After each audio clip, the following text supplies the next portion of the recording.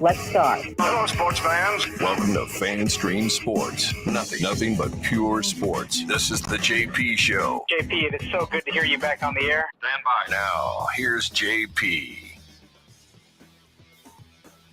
All right, good morning on this post-All-Star Game Wednesday. One of the worst days in sports radio. But not for us, baby, because we got topics. We got topics galore. We got great discussion coming your way. We got great guests coming your way, as we do each and every day. 2 hours of Tampa-based sports-centric sports talk. Welcome to the JP Peterson Show. We appreciate you guys so much.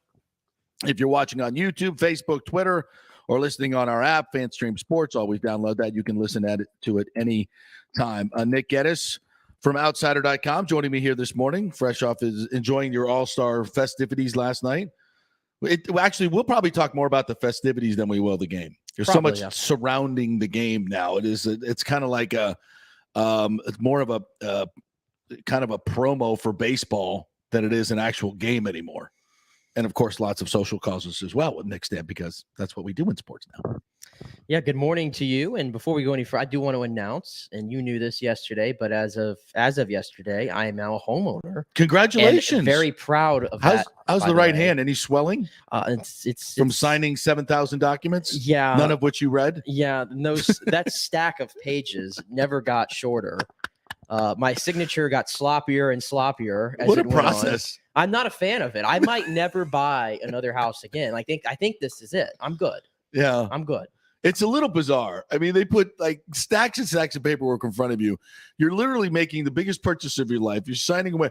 You don't read any of it. You can't it's not possible to read it all. Yeah, I have no idea what I'm signing, but yeah, sure. Do I get a house after I do all this? Okay, good. The way I looked at it, I'm like, hey, that like hours before that happened, I wired you my money. You just took away my entire living.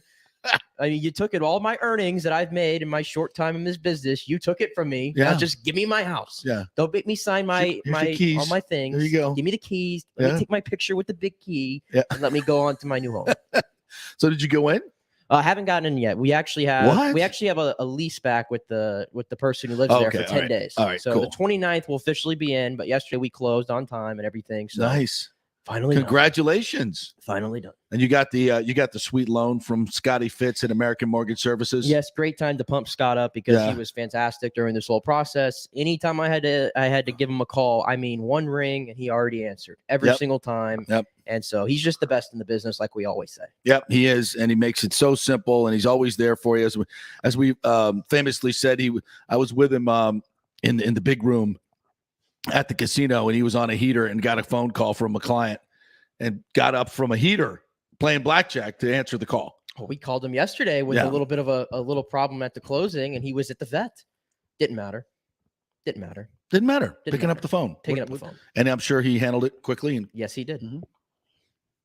Well, glad and congratulations to you and Casey, and that's awesome. And we'll have a house warming gift and party thrown your way soon, so we can wreck your house as soon as you get it.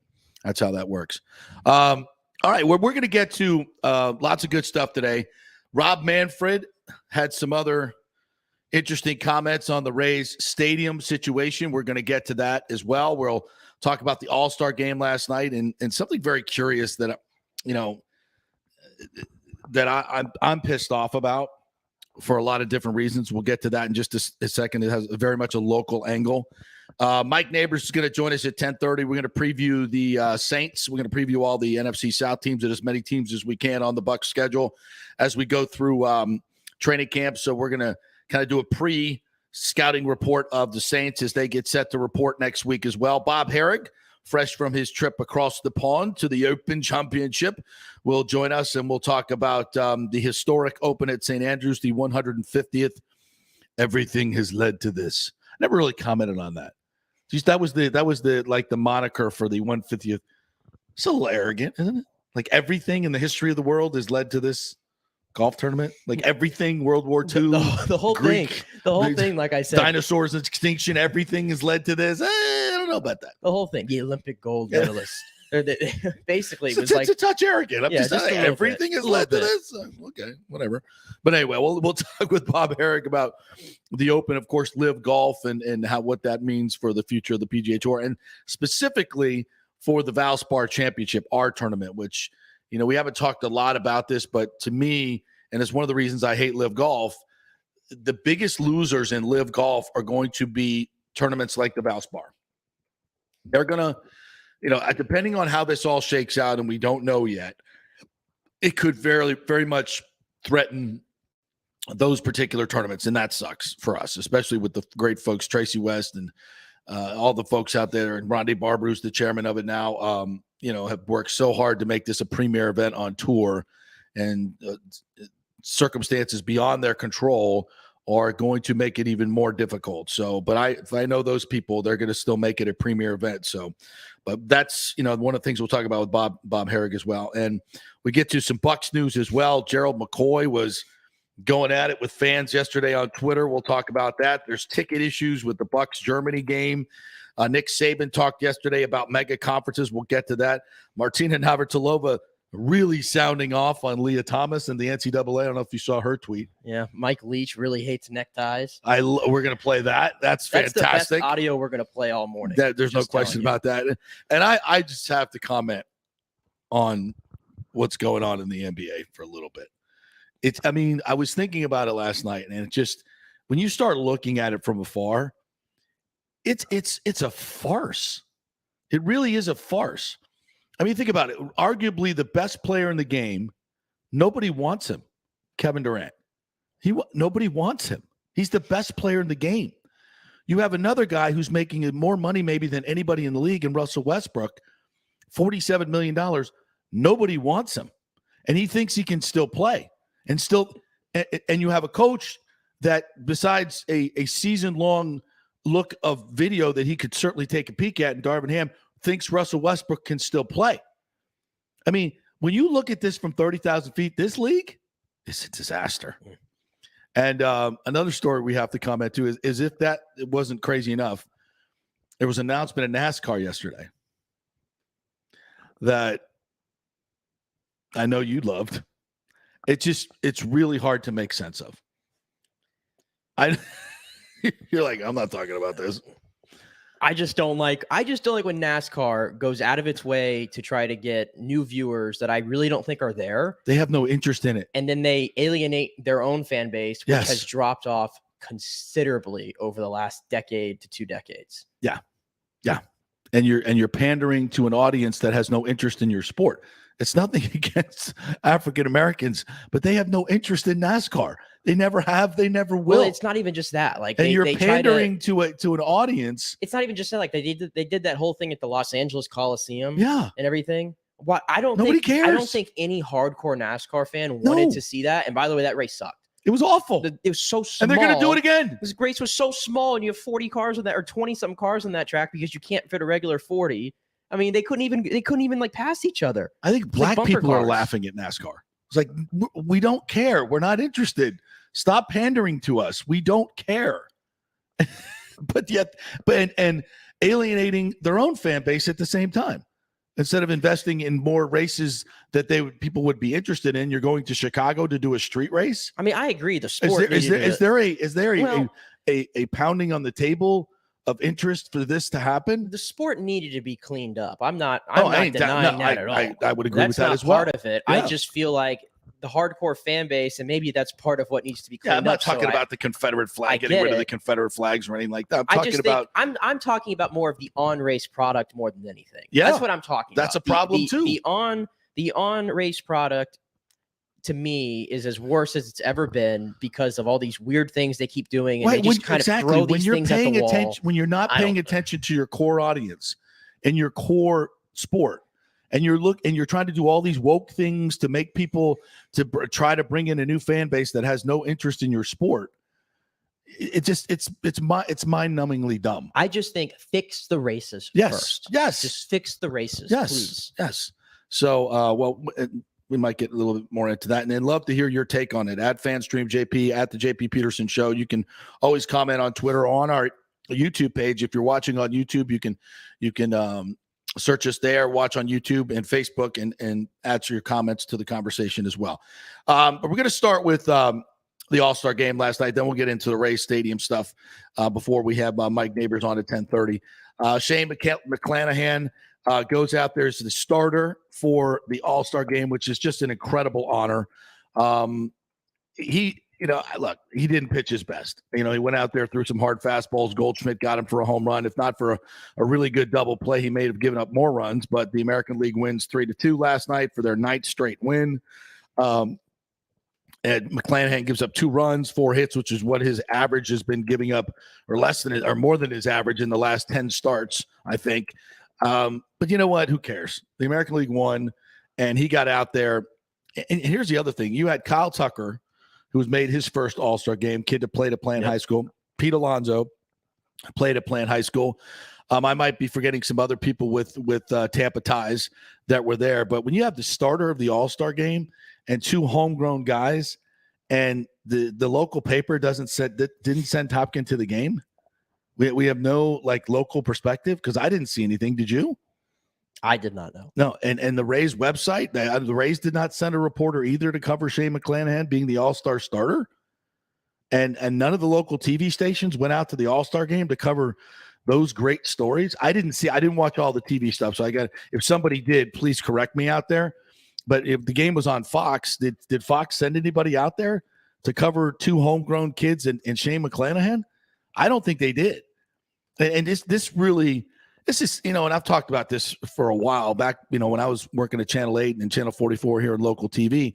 If that were the case, I mean, every station would have been out there, every single station. But, finance is what they are. I guess that's just not an important story. And people sometimes feel it can be covered nationally, but that's a perfect example. We didn't get any Shane McClanahan post game, right? That I saw.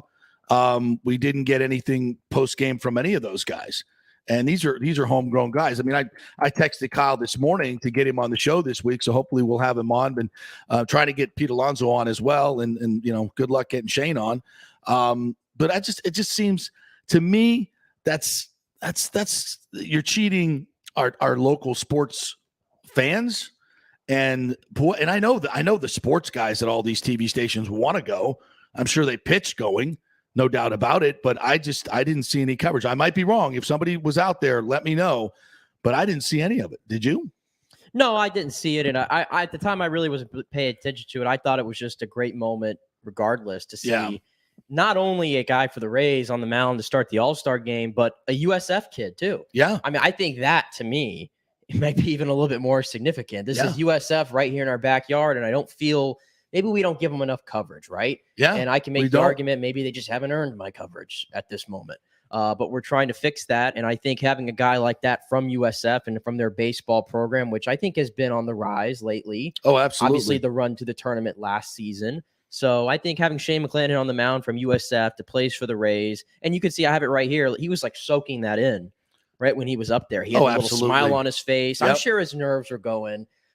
He gives up the 2 runs, the bomb to Goldschmidt. But who cares? It's an exhibition game. It doesn't matter anymore. It doesn't. It is what it is. You're facing the best hitters in the entire league. And this is just bound to happen. And some other guys had some rough. Tony Gonsolin, who pitches in that ballpark, had a rough night for the Dodgers. Yeah, he did.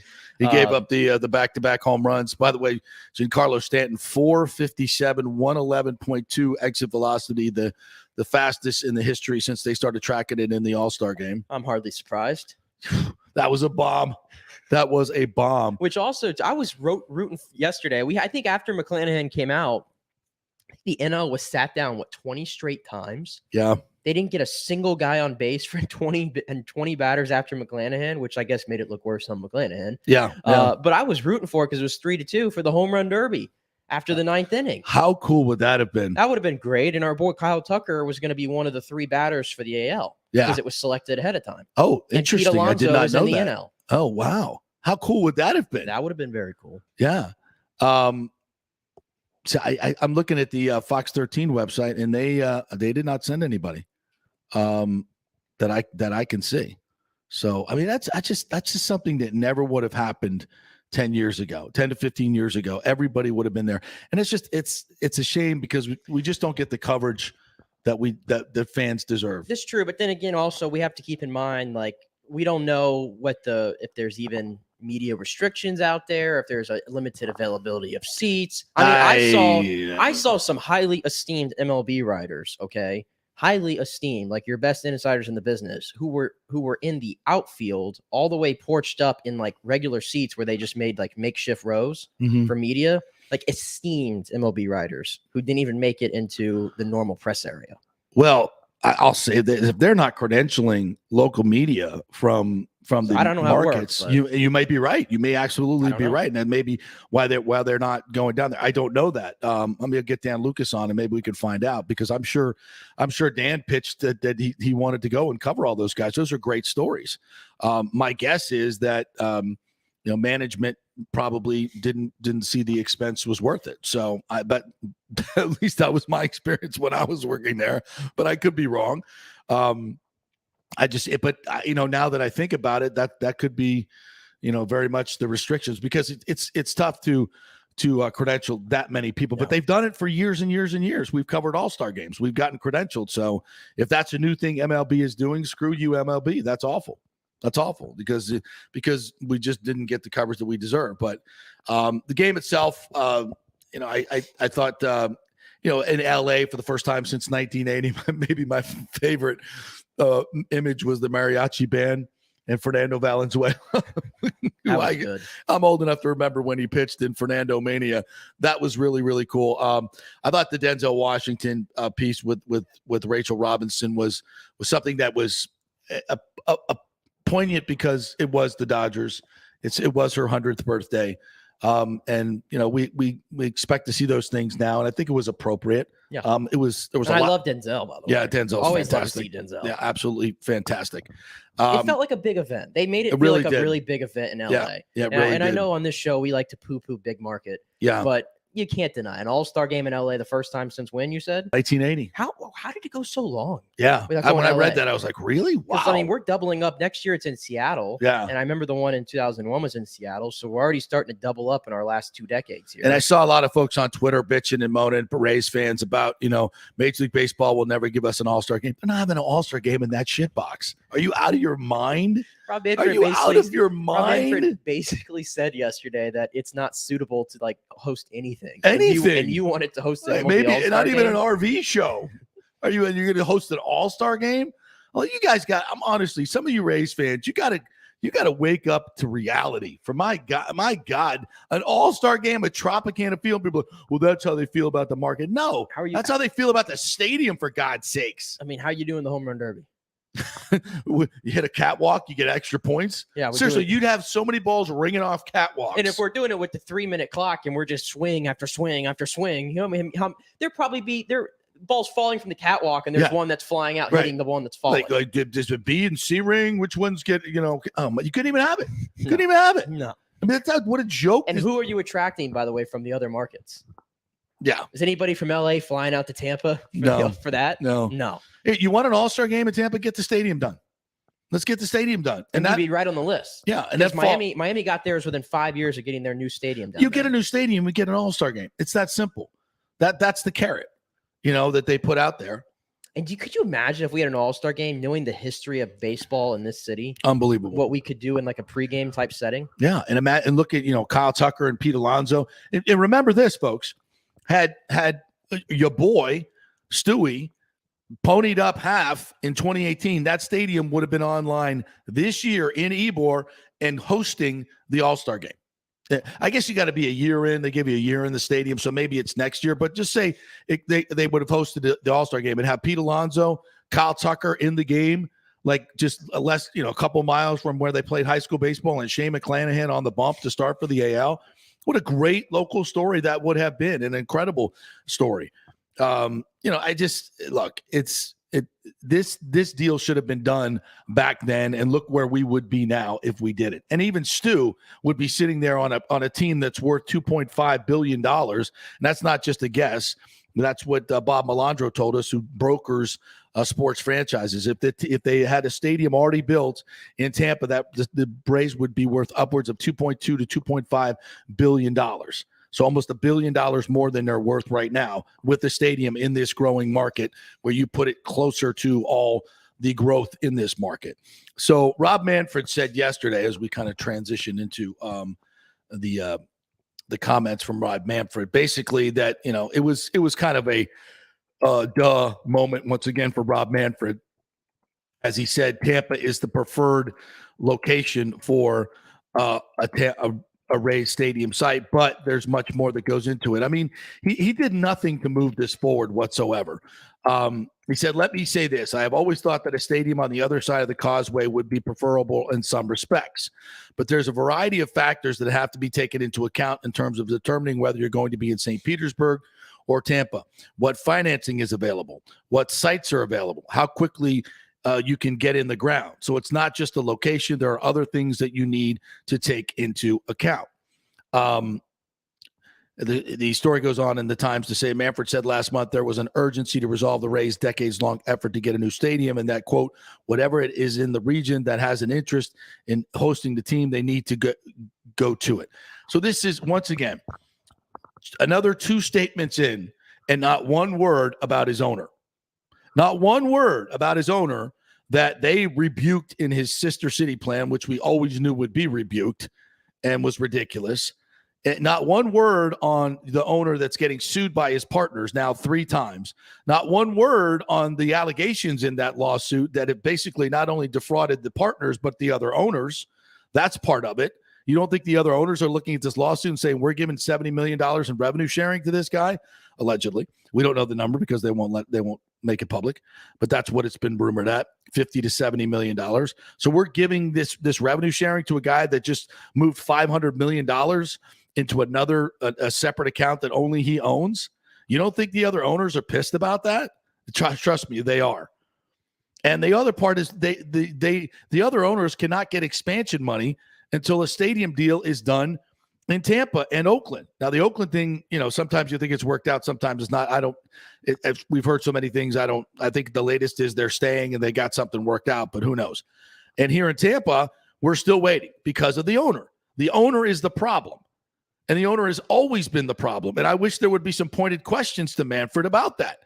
The Hillsborough County offered to pay half and is still offering to pay half, and he still won't step up to get it done. Why won't he do that? How about that question to Rob Manfred? What your owner is being sued has tons of money. Why don't you partner with the community? If you love this market so much, why can't you just partner with the community and get the deal done? Those are the questions I need to be asked. And Manfred still comes out with this stupid-ass stuff that does nothing to move it forward. Okay, we all know that Tampa is the better place for it. But so you're telling me it's okay to build a stadium in St. Petersburg, to spend $1 billion to build another stadium in a failed location in an area where the people around the ballpark don't go to the ballpark? That's grow appreciatively in the coming years because it's surrounded by water. You're okay with that? That's ridiculous. Like, why can't we just get to the honest facts here and talk about it? If you're going to say something publicly, say something to move it forward. Oh, you better get it done. Why don't you do something to help get it done, Rob Manfred? Like, remove your owner, who clearly has been the impediment to this forever. I just don't like. I'm reading the quotes right here from the ESPN story that they did on this. And it has the ones that he talked about Oakland and when he talked about Tampa Bay. And he always just seems a lot more straightforward with what's going on in Oakland. He calls it out. I was there recently. The condition of the Coliseum is a really serious problem for us. I've said it. This is not news. It is not a major league quality facility at this point. Straightforward. That place is a dump. We got to get out of there, right? Right. And then he moves on to talking about how they're trying to get this Howard Terminal site going. Mr. Fisher has to make a decision as to whether he wants to make an agreement or can make an agreement that is approved by the city council to keep the A's in Oakland. If that's not possible, we have a process of deals with an application for relocation. I assume that's where it goes. And then he goes on here, I need Oakland to make a decision, and it needs to happen now. It needs to be done. It's straightforward instructions of telling them, basically, shit or get off the pot. And then you read the quotes about the Rays, and to me, it's very vague. And he just starts asking more questions. What financing is available? What sites are available? How quickly can we get and that's the only quote you have on the Rays. You have one quote, and he talks about the A's in about 5 quotes here. And it's always the feeling I've gotten is that for whatever reason, this situation has always been in second place in this. Yeah. And I don't understand it. Well, I think he probably perceives it has more time. Time? Yeah. But I mean, we're past time. Well, look, I understand we have time. They're playing through the 2027 season. Yeah, I get it. So the drop dead time is 2024. Okay, let's just be honest about that. That's probably when something will happen. Yeah, exactly. The drop dead time is 2024, and nothing happens until a real deadline arrives, right? Yeah. But that's not the way it should be in this situation, because this is something that is beneficial to all parties. It's not like it's a win-lose situation in the negotiations. It's beneficial to everyone, which means it should be a more cooperative process. And right now, the Rays are not being cooperative with Tampa. They're not dealing with them in good faith. They're just cozying up to St. Petersburg, wasting Mayor Welch's time and continuing to play out the clock to get more leverage as it gets closer to the drop dead time. And that's always been Stu Sternberg's plan, in my opinion, because he makes boatloads of money at Tropicana Field. He's in no hurry to leave. He has hardly any costs there whatsoever. And he's going, obviously, with the new stadium, you're going to incur more costs. And you're going to have to, staff a whole new stadium. You're going to have to build the stadium. It's a lot more to it. There's a lot more risk to it. I agree with that. But that's part of your job as a baseball owner. You're the one that's been enriched over $1 billion in your investment because you have a baseball team in this market. You've done nothing. Well, I shouldn't say that.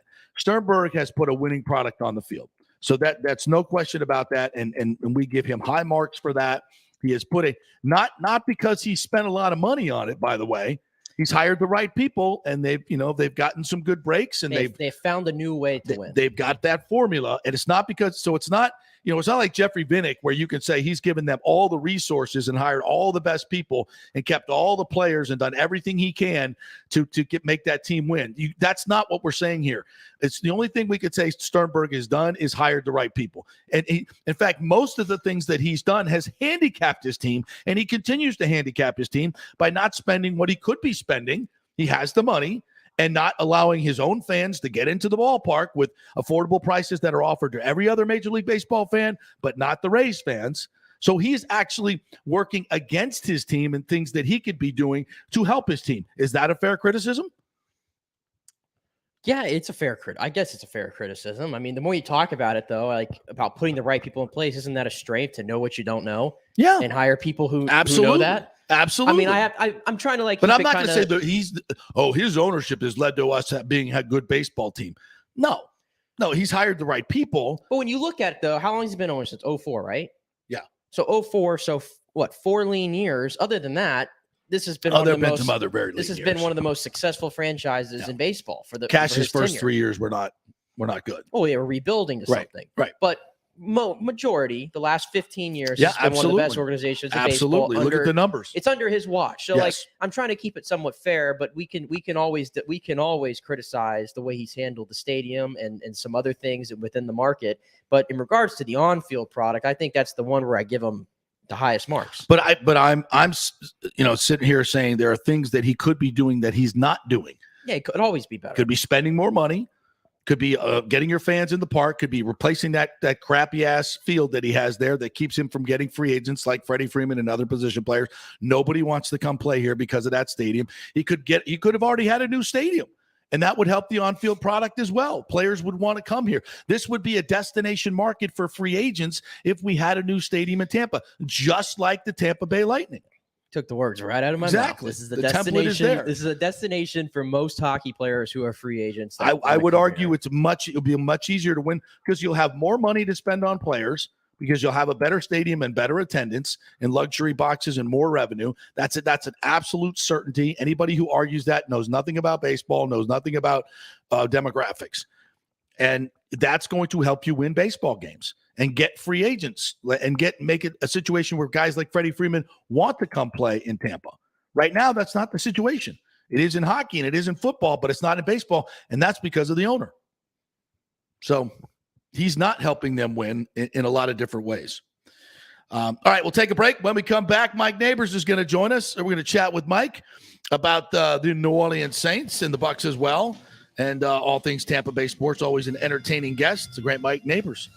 Will join us next. Stay with us.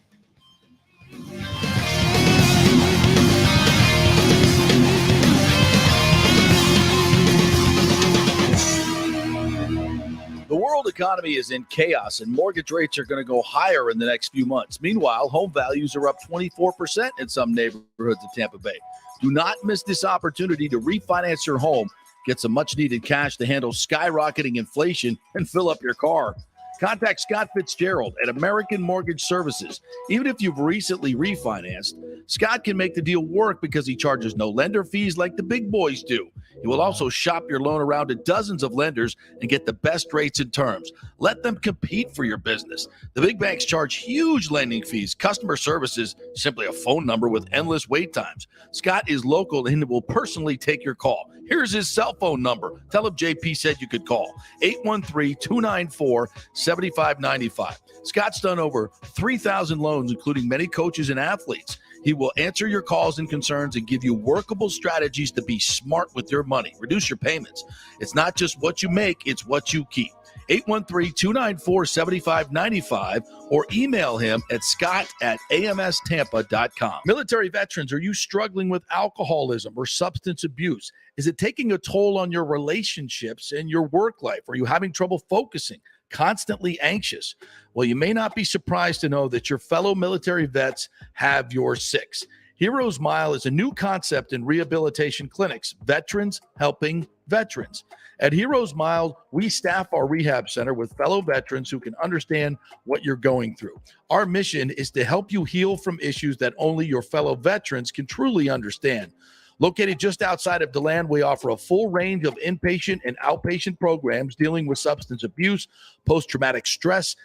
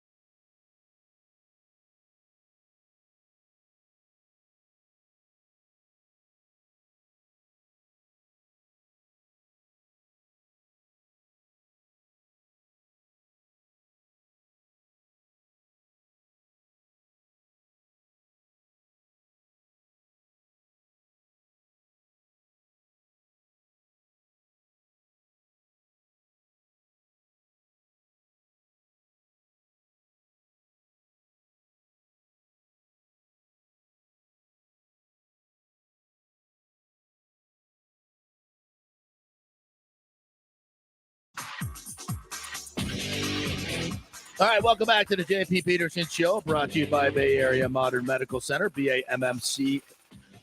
Christopher Lugo and his team over there will take great care of you. If you missed the interview with him last week, we covered a lot of different stuff from nutrition in your diet these days, which is so hard to get right because of the food supply in America is just awful in terms of the different poisons that are in it and how it's making people sick.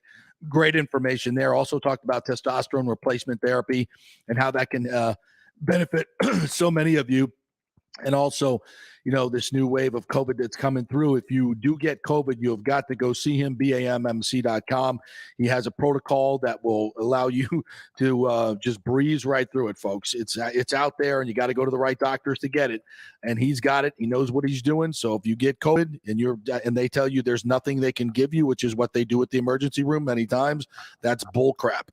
Go see Dr. Lugo, BAMMC.com. They will get you right. So take advantage of that. All right, I want to bring in our good friend Mike Neighbors, longtime local sportscaster here, worked for the Lightning. We're going to talk about local coverage as well. Covers the Saints, covers the Bucks. What's up, my friend? And congratulations. I understand you have a new full-time gig. Yeah, I'm a full-time professor at Florida Southern. I was an adjunct the past year in the business department, JP, and they let me design my own classes, and it's been a great experience. And, you and I have been in the business a long time, and there's a lot of negativity with the business, but I see it really differently. It's just different than it used to be. And I try to tell that to my students that, the opportunities abound with social media and YouTube. If you have a great idea and you have a passion, it's just different in terms of pay and in terms of, really the local newspaper, the platforms are different, but I think the opportunities still abound for a lot of these kids. Yeah, I was just lamenting the lack of local coverage for the All-Star game, and we had, 3 tremendous local stories, and Shane McClanahan, Pete Alonso, and Kyle Tucker making it for the first time. These are kids who played high school baseball at Plant, and obviously Shane McClanahan, USF. I mean, this is when you and I were doing local sports, every station would have been out there. Topkin would have been out. Both newspapers would have been out there. There would have been an army of local reporters out there. And I don't know if and maybe baseball was not credentialing local people. That may have been the issue, because I was shocked that nobody went out there. That may be the case. I just think it's money. Outlets just don't have the money. I mean, I work for a cable company in New Orleans, and who has cable anymore? Let's just be honest with you. Yeah. People don't have. They don't buy newspapers like they used to. I do. And in fact, during COVID, because they stopped delivering papers to our driveways, except for Wednesdays and Sundays, I used to love to have a newspaper in my hand. Oh, yeah. I'm old, man. Yeah. Every morning, I love that. But during COVID, I've learned to wake up in the morning and read the damn paper off my phone. Yeah. I mean, it's just different times now. And I think because of that, there's different budgets. And I guess the end result is you can't, you don't have the budget to send people places anymore. I know, going to SEC media days, I have friends that used to go and they don't go anymore. I used to cover that every year. Yep. And I see that more and more. Even, I went to a Florida game a couple of years ago. I remember every local station would cover the Gators, and there were maybe half the stations that used to be, maybe even less than that. So it's just different. It's not bad. It's just different. I don't know. I think it's bad. I think it's bad because, we're getting this homogenized coverage. I mean, there's no Shane McClanahan postgame that we could find today. I mean, there's no Kyle Tucker postgame. It's bad in terms of that. I agree. But I guess as a professor talking to students, I always encourage them, hey, when I was coming out of school, we both came out, late 80s, early 90s. We couldn't have started a podcast. We couldn't have created a YouTube channel. Correct. There wasn't the immediacy of the media. Like Pat McAfee said something in the last year that I thought was very profound. And I'm not a huge Pat McAfee fan. I don't watch all this stuff, but he said something that really hit home with me. The internet is a gold rush now. If you have a good idea and if you're willing to, put your foot forward, you can make it. And in fact, I wrote a book on Drew Brees, and I promoted the book on a lot of local stations, a lot of radio outlets. The outlets that really, got me the most traction were podcasts by fringe Saints fans. It was unbelievable, the following they have. But yeah, I think it is bad in terms of the fan not knowing what the coverage was, growing up today compared to what it was even 5 years ago, JP, even 3 years ago before COVID. It's changed dramatically. And no, that's not good. But I try to weigh it with the opportunities. But yeah, it's frustrating that we don't see the coverage we used to. I agree with that. Wait, you're surprised that podcasts aren't popular? What are you talking about? I mean, come on. They're growing Right. leaps and bounds. I mean, yeah, absolutely. And you know what? There's so many of them now, too. It's Yeah. so great that I think that actually goes back to my point, though. You know, people don't watch cable. I mean, I find a new 2 or 3 podcasts every weekend now. You know, I found one recently with Jason Bateman and Will Arnett, and they have all these great guests. So I'm thinking, man, I'll spend an hour and a half listening to this, taking an hour and a half away that I used to watch TV. Well, I was driving back from Orlando the other day, and instead of just throwing on music or something like that, I went and listened actually to an interview with Tony Robbins talking about the regenerative medicine, which just absolutely blew my mind.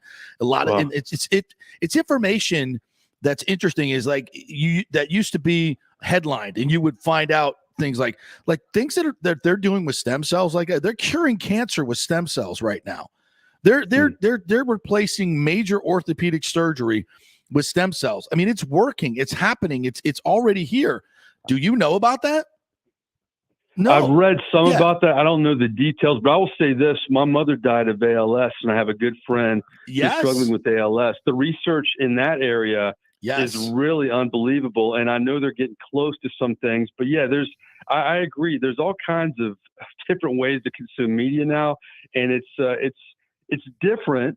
But I don't think it's all bad. But I think the bad part is the part that you mentioned is that the media doesn't get the opportunities like we used to. And that's tough to watch. You know, and I'll say this. I mean, I know you're involved with the Lightning. I mean, think about this. When we covered the Stanley Cup champions, when they first won it, we were in the locker room. And this is kind of an apples and oranges deal. We were drinking out of the cup. I felt for the media, though, because, A, they didn't get to travel like we used to. And you throw the COVID dynamic in there. Half the fun with covering that team was being with them in the locker room and getting the great interviews and stuff. So, I mean, with COVID and with the way the media has changed, with cable and the platforms changing, boy, it's changed rapidly in 3 years. Yeah, dramatically. And I don't know yet if we're going to, it used to be that we could go into the Bucs locker room on Monday, Wednesday, and Thursday. Mm-hmm. I haven't heard yet if that's going to be the case, but as I said during COVID, when they took that away, we're never getting back in there. I just don't think it's ever going to happen. They've proven now that you can cover the team without it. They get a lot less, let's say, negative stories, because that's where we would always be able to talk with someone one-on-one, because there's not enough PR people to follow every reporter around to every little cubby hole, right? Yeah. Because, I mean, when I started, like, having a PR person listening on your interview, like, that was never a thing. Like, you would look at them and go, "What are you doing? I'm doing an interview. Get out of here." That you couldn't do it. And now it's commonplace. It's commonplace that they're going to monitor every interview. And I don't bemoan that. I mean, they're doing their job. They're doing what the higher ups are told to do. If it was up to them, they probably wouldn't want to do it, right? But that's their job now. Everything is homogenized. Everything is the company line. They don't want any sources say getting out of that locker room anymore. Hell no. I think the one thing that I may disagree with, though, is that if the one league that's going to keep business as usual is the NFL. We saw it during the pandemic. Yeah. They didn't miss a beat, man. They didn't slow down with OTAs and the draft or training camp. The preseason games they had to scale back. But they didn't miss a beat. Even covering a game with the Saints and the Broncos, where the Broncos didn't have any quarterbacks, and they're starting this former wide receiver as a starter. I mean, they just kept playing football. It was kind of ridiculous at times, but they did. I think it'll be different. It'll never maybe be the same as when we covered the Bucs in their heyday. Back with the media heyday, I should say. Yeah. But I'll tell you, my errands franchise that I do is really the purpose of me doing that. I run errands, if your audience doesn't know, I run errands with sports personalities. We pick them up, they pick errands, we get them in the car. The reason I started that, JP, is I missed that one-on-one interaction with athletes. That's how we built relationships. And frankly, before social media and all the camera phones and everything, athletes trusted us more because we dealt with them one-on-one. And a lot of these young athletes who've only been in the NFL a couple of years, all they've known not only is social media and all this stuff, but Zoom interviews. So when I do errands with some of these athletes, they're thinking, wow, this is a whole new deal. Actually talking to a reporter one-on-one. What a concept, right? Yeah. No, and it's a great thing that you're doing. And it really, and I think a lot of these players don't understand that their voice is not getting out. They're told when they come to the Bucs or any team, hey, we have a PR agency here. We'll take care of all your interviews for you. That's not for the player. That's for the team. That's for the team to control the message. And the players don't want a bucket because, if you're a fringe player, if you're not Tom Brady or Mike Evans, you don't want to piss off the team. They'll just cut your ass, right? I mean, I used to do the Ernest Graham show, the Jeff Fain show, the Sabby Piscatelli show, for God's sakes. Think about your relationship with Rondé, how that started. Yes, of course. You couldn't do that anymore. No. I mean, obviously the local stations can't pay enough. They get their interest, but so you need to get some of the fringe guys, but the fringe guys don't want to do it for fear of pissing off the team and getting cut. So that's why, if you're wondering why you don't have any player shows anymore, that's why. And I think the fans love those shows. They love them because they could really get to know them as people. And I mean, for Rondé, what he did locally, Nat launched his national broadcast career as well. He's still one of the best analysts in the game. Why he's not doing it now, I have no idea. But he should be. And it's just, I think the fans lose. The fans are the losers here. I'm not belly aching because, I don't get to talk to the players anymore. There's a little bit of that, but for me, it's the access that they're not getting. I mean, fans don't understand how much better it was for them. A lot of them do. The older fans, I'm sure, do understand what they used to get, but they ain't getting it anymore. That's for sure. Well, I mean, in terms of the media, whether it's the fake news mantra, there's a mistrust with the media now, and frankly, so. The media, as you mentioned, though, there is a lot of great things that athletes can gain by having the relationships with the media, and in the media too, man. Everybody should know this, is the media is like any other profession. There are bad police officers, there are bad firefighters, there are bad media, but the majority of them are really good. Majority of them are really good people who do good jobs, and if athletes get to know them, it would help them not only from a standpoint of getting their message out, but really a comfort level too. And, Drew Brees told me, I thought this was a good point because, I talked to him about social media and how it's hard now because the media doesn't get to know guys like they used to because every athlete has their platform. Yep. He had a good point though, that, some guys aren't comfortable talking to the media.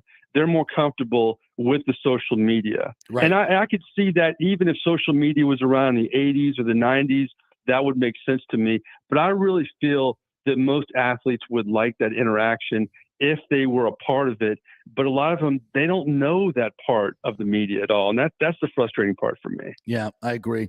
Sorry, we're 15 minutes in here and we haven't even talked about some of the topics, but I think that's pretty interesting stuff, especially with you now as a professor. And it is interesting that these kids do have the right to do podcasts. And Nick had a radio show in college, and there was a little bit of that when we were coming up, but not the access that they have now and the ability to do things. So that is a great opportunity.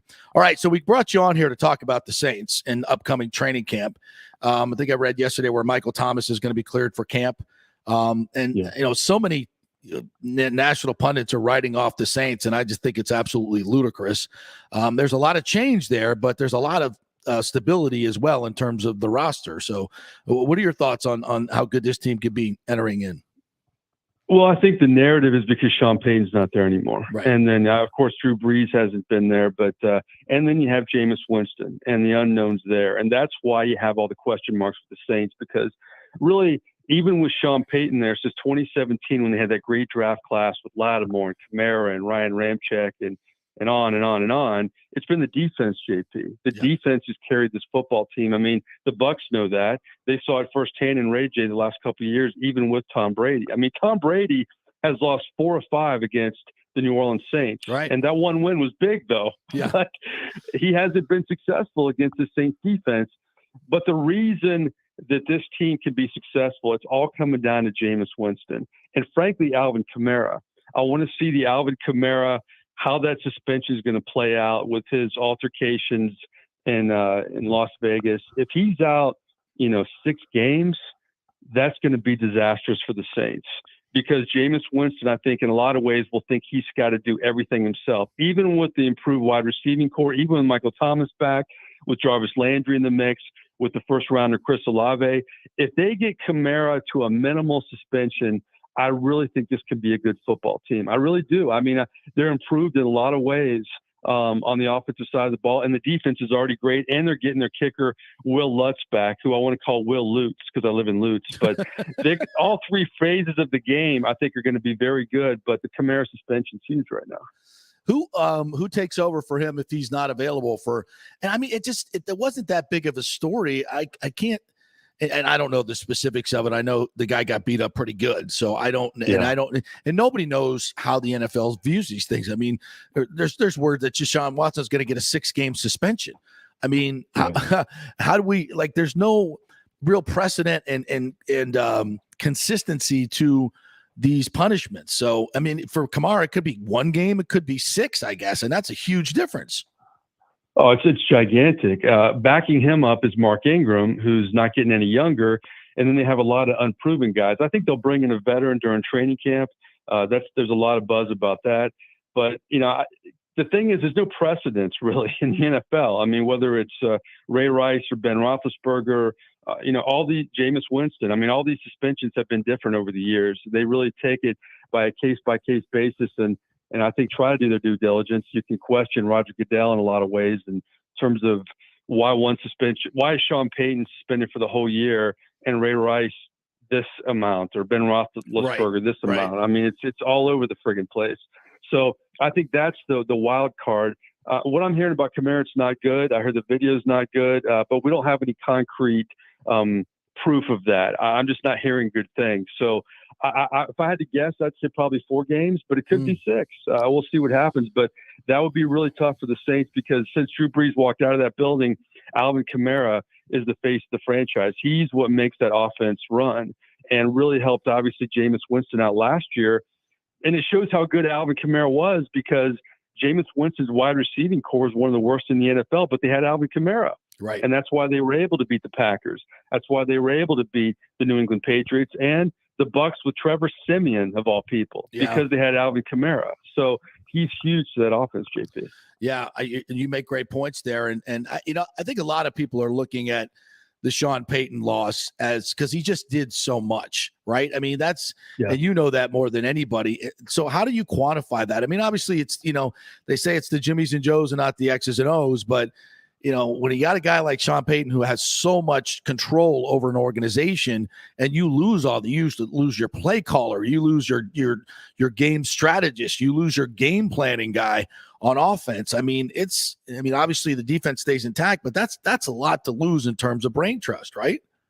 Well, head coaches are all different, right? And I remember coming to Tampa, this market, and Tony Dungy was the coach, but leaving Jacksonville, covering a Tom Coughlin team, where you walked in that locker room when we could interview players, and the atmosphere was tight because he had control of everything. And you felt it from the PR staff to the players, everybody in the organization. And Sean Payton was very similar. He wasn't as tight as Tom Coughlin, but he ruled the roost there in that building. And I know people in that building, since he's left, they can kind of breathe a little more now. Yeah. And I don't know if that's always good, JP, because you want things to be tight, but you don't want them to be too tight, right? Sean Payton won a Super Bowl in New Orleans. Tom Coughlin did not do that in Jacksonville, changed his ways and later did that in New York. But there's definitely, I think, a different atmosphere there. Dennis Allen was the right hire, though. Right. Because he's been with Sean Payton. He's the reason that defense has been good. And Pete Carmichael, the offensive coordinator, has been with Sean Payton since the beginning. So the offense will be the same for Jameis, so that will help him. But when there's that adjustment in the third quarter, you don't have Sean Payton anymore. When you need that motivation during the week after they've lost 2 games in a row, Sean Payton's not there anymore. When maybe you feel like you can take a little break here and there, there's not that tightness in the building anymore. So I think there's something to be said for that. Sean Payton threw the media a party a month after he retired. And it was funny seeing that side of him. I do think he'll coach maybe as soon as next year.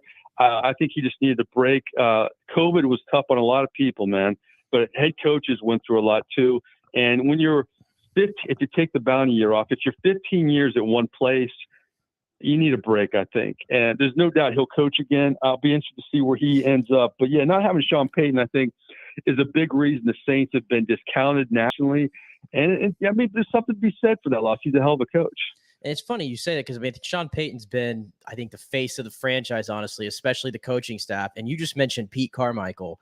I legit heard his name maybe a couple weeks ago, and I legit had to go, who? Yeah. I don't think you never hear about who the Saints offensive coordinator was. And when I found out he's been not doing anything. He's been there since 09, I think. And I'm just like, really? Like, how did I miss that? So that's what my question was going to kind of be. And you kind of answered a little bit, obviously the same offense with Pete Carmichael there, but has he been calling any plays? Has he really had a lot of experience of managing the offense, or has that been Sean Payton for the last 15, whatever years?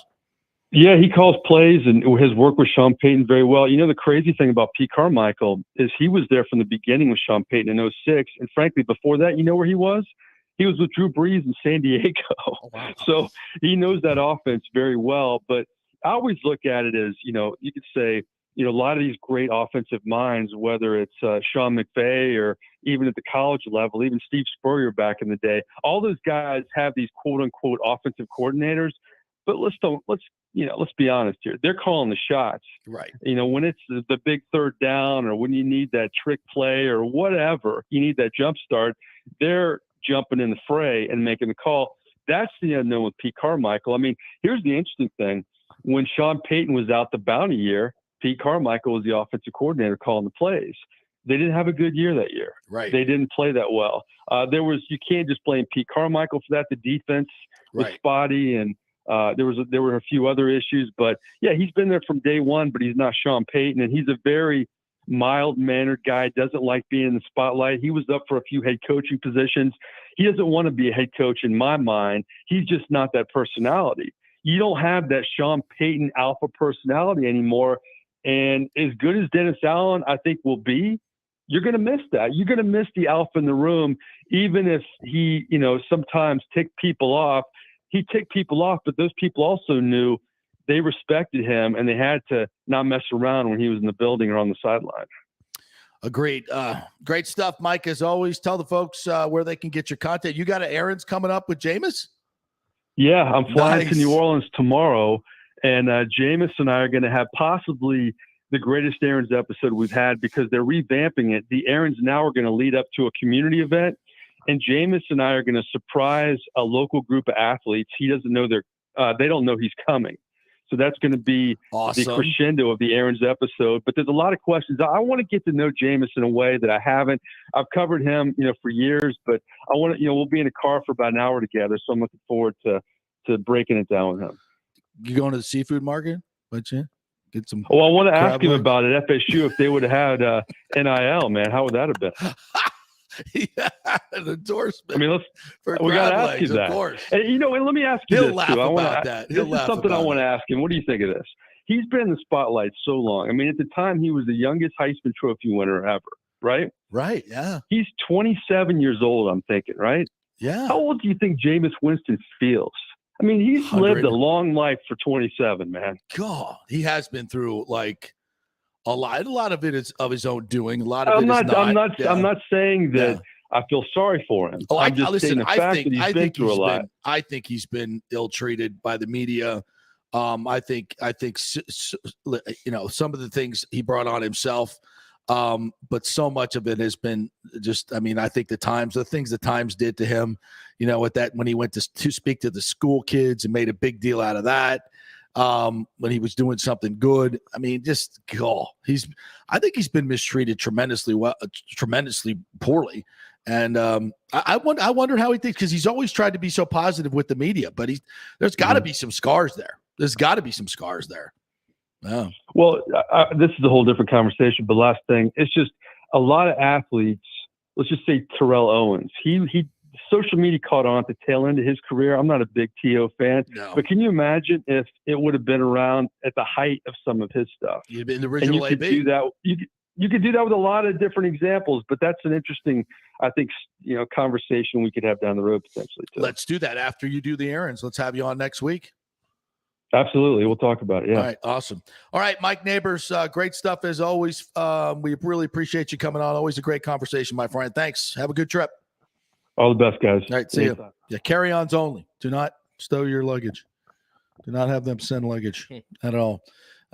Yeah, see, you're just breaking into the business. How did you get anything of that conversation from the two boomers talking about the old days? Yeah, I mean, I think I've told you a few times, but when I was in college, when I got to like, I guess the meat of my program, of the journalism program at UCF, is when COVID started.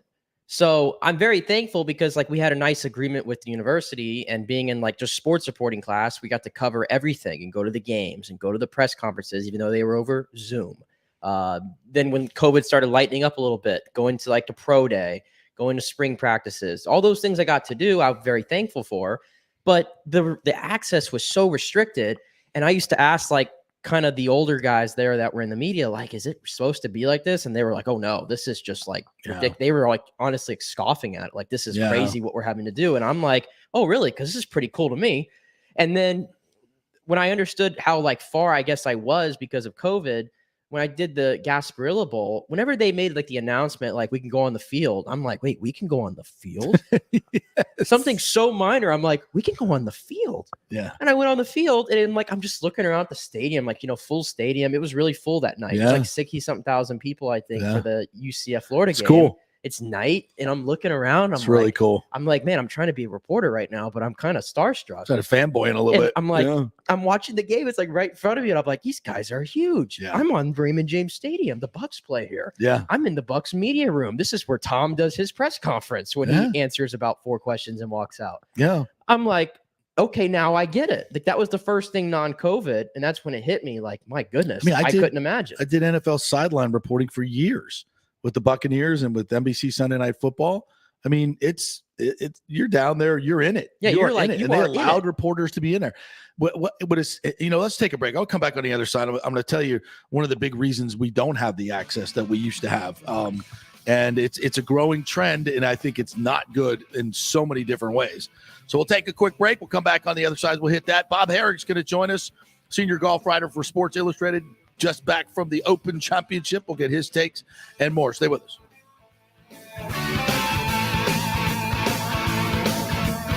Cryptocurrency is all the rage today. The market cap for the industry is now over $1 trillion. And you read about people making millions of dollars, right? You want to get in, but have no idea what to do? Or maybe you dabbled a bit and you want to unlock the real money-making opportunities and don't know how to do it. There are over 10,000 tokens and thousands of decentralized finance exchanges to navigate.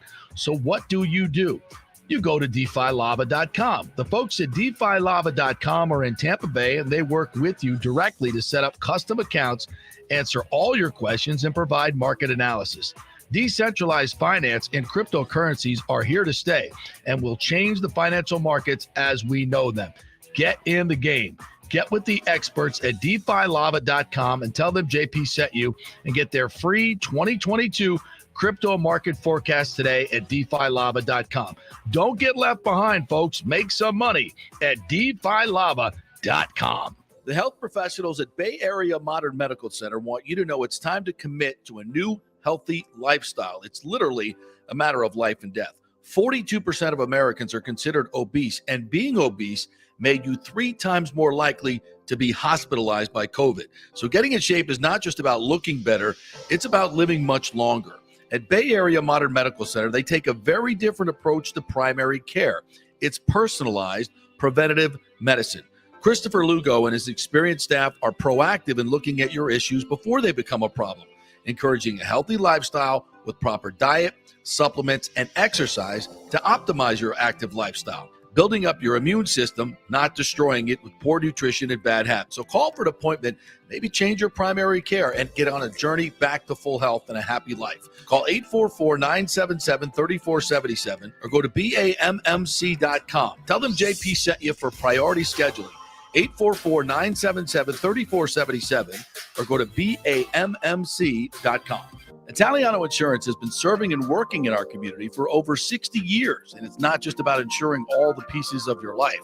Italiano is as much a part of Tampa Bay as the Cuban sandwich, Gasparilla, and our Bucks, Lightning, and Rays.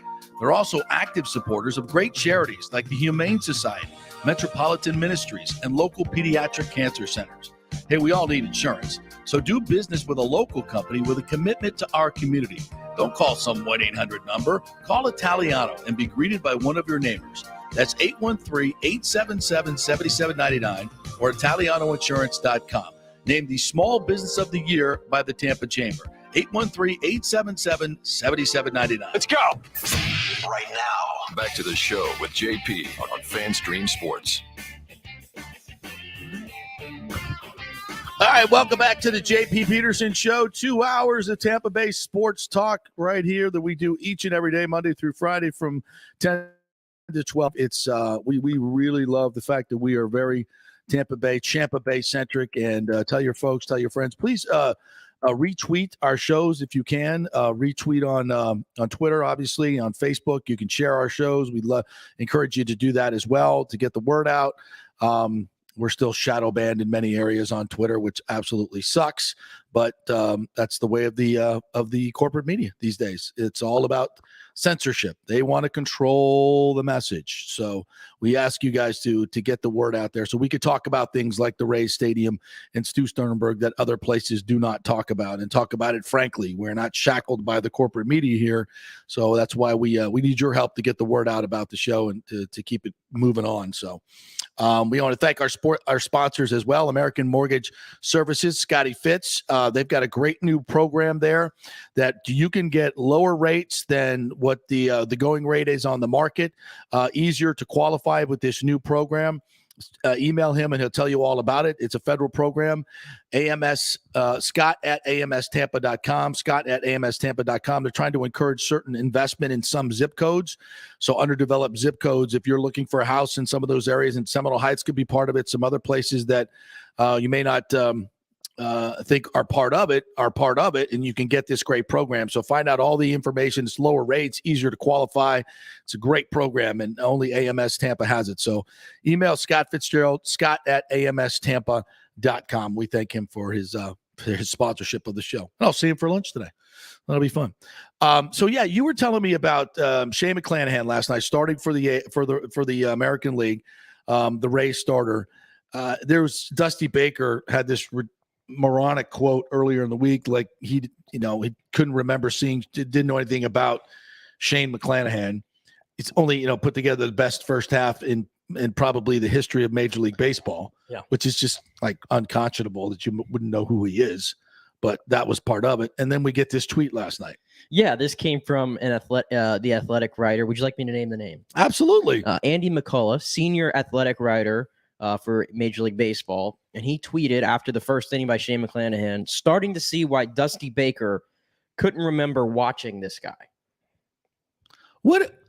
That's a quote I would expect from somebody who's just a cursory baseball fan. No, that's the quote that I would see from Yankee fan 1, 2, 3, 4, 5, 6, 7, 8 with like Aaron Judge as his profile pic on Twitter. Yeah, that's where I expect it. I don't expect that from a. Well, that guy would actually know Shane McClanahan. So the fact this guy's a national writer and even says this guy. Doesn't even mention his name. How disrespectful is that? It pisses me off, yes. And by the way, the Rays fans, credit to them, got in this guy's mentions and giving him the business. That kind of stuff pisses me off. It should piss you off. Because as a diehard Rays fan who grew up in this market, we have to deal with a lot. And frankly, a lot of it comes from the fact that our stadium's not full and everybody thinks there's no Rays fans. And I'm frankly sick of hearing it. Yeah. And when I see stuff like this, and this is from a publication that has no Rays presence at all. And I love The Athletic. I'm an Athletic subscriber. I think it's the best in the business. I can't answer why they don't have a Rays beat writer after 2 years since we lost one. I can't make any sense of it. You have no Rays presence, and then this is one of your lead writers, and that's your tweet about Shane McClanahan, who, to your point, has had one of the greatest first halves that we've ever seen as a starting pitcher. And that's all you got right there. That's all you got. And when you typed in the name McClanahan last night, you just needed to log off Twitter probably. Because, I mean, everybody gets this preconceived notion, he's not good, this is your Cy Young, over an exhibition game. Yeah. And I'm sorry, I'm not going to downplay it because everything about the Rays always gets downplayed. Yeah. Everything. Yeah. Luke W. chimes in, says, did you see the senior writer from Athletics tweet last night starting to see why Dusty Baker couldn't remember watching this guy? National media are clueless on the Rays. Absolutely. And Major League Baseball certainly should take the fall for this because they never put the Rays on national television. Because all they care about is the big markets. Yeah. Whenever we're talking about a Juan Soto trade, for example, this guy could be traded to any team. Yeah. But what's the teams that we're always talking about for a trade? The Yankees, the Dodgers, the Braves, Cardinals, the Braves, the Padres. yeah. All the teams with money. Yep. It's a trade. He's not being signed until 2024. Exactly. Anybody could trade for this guy, but you're hell-bent on willing this guy to the big markets. Example last night, Clayton Kershaw. I love Clayton Kershaw, okay? I get it, the All-Star games in Los Angeles. He's pitched 12 games this year. He's been great, but you had an opportunity to put one of your young up-and-coming stars in Sandy Alcantara from Miami on that mound. I don't care if you don't like the fact that he plays for Little Miami. I don't care. And by the way, isn't that weird how we think of Miami as little in the MLB? Yeah. It's crazy, right? Yeah, they're 12th largest market. Yeah. And I looked about the home run derby. Look at Juan Soto, the emotion he shows, right? Yeah. Vlad Guerrero, Ronald Acuna Jr., Julio Rodriguez, all these great just players that are from different nationalities. And Sandy is every bit the same. Why don't we market this guy as a pitcher? We market the hitters so well. Why don't we market the pitchers also? So I think this is a whole thing about Major League Baseball only giving a damn about the guys in big markets. And if you're not there, you're just seen as less. And I watched, and I'll be somewhat guilty here. I watched Emmanuel Clase last night close out that game. He's nasty. Good God. Throwing a 99-mile-an-hour cutter on your hands. He's nasty. He is nasty. Like, how has anybody hit that guy? Like, ever. Mm-hmm. He throws 103, 104 miles an hour and then comes at you with a 99-mile-an-hour cutter that breaks like 6 to 8 inches. Good effing luck touching that thing. Yeah. And there's so many of these players in baseball, and a lot of people don't know about them. Certainly the lay fan does not know. And these are all guys that could be, but every time you see a promo, it's all the same players, all the same teams. Like, I was shocked that they put Shane McClanahan for a 15-frame look in the Sunday Night Baseball promo, and Rays fans went gaga. Oh, this must mean we're getting on Sunday Night Football, Sunday Night We're Baseball. not even on the schedule. We're not even on the schedule. No, they passed on us again. The Red Sox, and what was it? One of these Sports Center anchors. I think Zubin Mahenta, or one of them, was doing Rays Red Sox the other night. Both of them 8 games over 500. And it's like, well, a meaningless game at the Trop between the Rays and Red Sox. Like, bro, do you even look at the standings? Like, they're in the wild card hunt. They're in the wild card. And I told you too. I didn't understand this. The Rays are ahead of like the Toronto Blue Jays. To me, this is a good, and they're becoming like this big market team everybody loves. Right. Right. I'm so sick of hearing about the Toronto Blue Jays. They've about done how nothing they're going to break and out. won nothing. They're going to win this. They're going to win that. They've done nothing. And last night, I'm looking at their all-stars all over the place. Vlad Guerrero Jr. is an all-star. Alejandro Kirk's an all-star. Santiago Espinal's an all-star for God knows why. Yeah. Jordan Romano, whatever his name is an all-star. There's another one that I missed. They had 5 all-stars. The Rays had 1. Yeah. 1. And they're ahead of the Blue Jays in the standings. Yeah. And have been forever. And to your point, in the last, since 2008, the Rays have won, the 4th most games in baseball? Yes. Yeah. And you're still treated like this? And that's what gets on my nerves. When everybody talks about the Rays, these little ragtag players. No, they're just good. Yeah. Just call them good. But again, I'll come back to the owner situation again, in that look at the Lightning. Okay, the Lightning have now become the premier franchise in hockey. Do they play on the national games? Of course they do. They're on the national games all the time. Why? Because they have forced their way into the national conversation, but it's a respectable franchise. They have 300 consecutive sellouts. They've won 2 cups. It's not an embarrassing franchise that you can put on TV and there's nobody in the stands. That's one of the reasons that the Rays don't get national TV games, because you put a game on and there's 10,000 people in the stands on Sunday night, people are not going to watch it. If you put a full stadium on, people are going to watch it. And of course we can tell you why there's nobody at the game, and that's a whole different conversation, but that's another reason. So to me, a lot of it is, in fact, if we had a new stadium over here, a beautiful state-of-the-art stadium that was iconic and people wanted to see the stadium and it was full, first of all, we'd have had the All-Star game. We would have an All-Star game. And then we would have a full stadium. We would have a much more credible franchise. It's one of the reasons that the Rays don't get their due. It's a big reason, I would argue.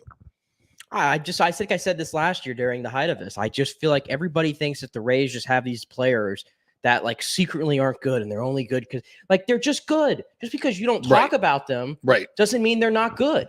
And I'd be damned if I didn't tell you that I think Yandy Diaz should have been in this All-Star game. Yep. How many other guys who were third in OBP are not in the All-Star game? Explain that to me. How many guys that have an over 400 OBP were not in the All-Star game besides Yandy Diaz? I'd have to look. I'd love to know who. And there's Jason Adams. certainly not 12 relievers better than Jason Adams. No, and especially when you have all these guys that go in and out of all the time, you couldn't find room for Jason Adams. Yeah.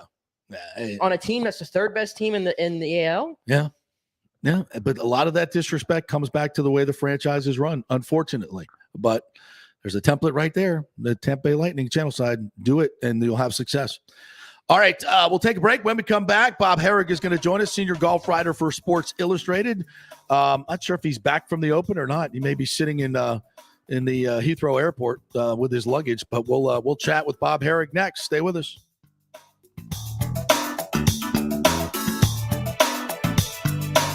The world economy is in chaos, and mortgage rates are going to go higher in the next few months. Meanwhile, home values are up 24% in some neighborhoods of Tampa Bay.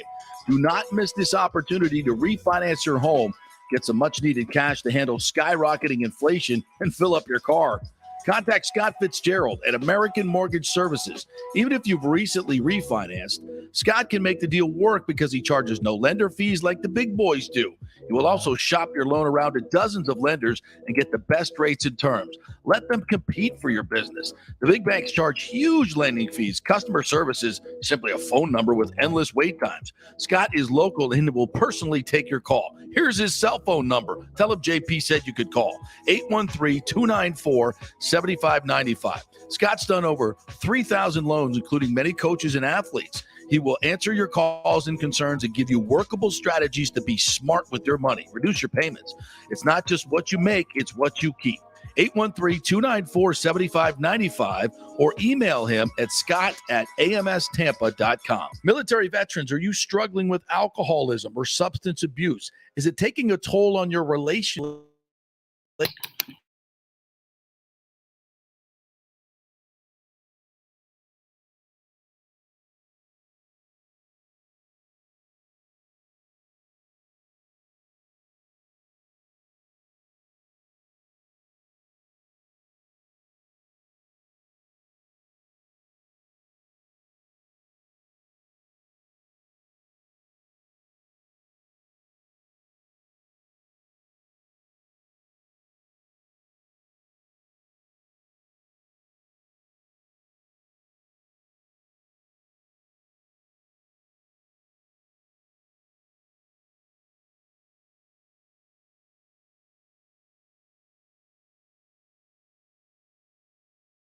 Rehabilitation Center, we have your six.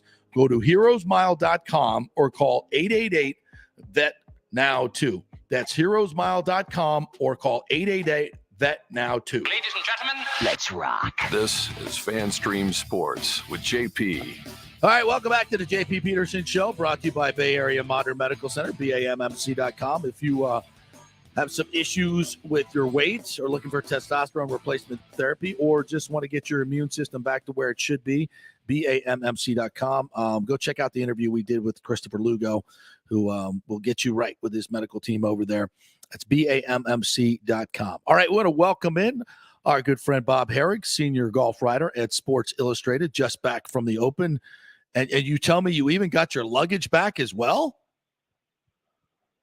I did, and I got it on the way there too, which was really surprising because I brought my golf clubs and they arrived, and I know numerous people who never saw them the entire week. Oh, it's just incredible over there. I mean, it's really horrible, frankly. I mean, people that were with luggage that it was there, but they couldn't get it to them. And they wouldn't let you go try to eyeball it. Just that's crazy. Really amazing. Yeah, really amazing. They couldn't just set it up and let people walk in and get their own luggage? I knew. If I don't mind saying this because he put it on Twitter. Jimmy Roberts from NBC. Yeah.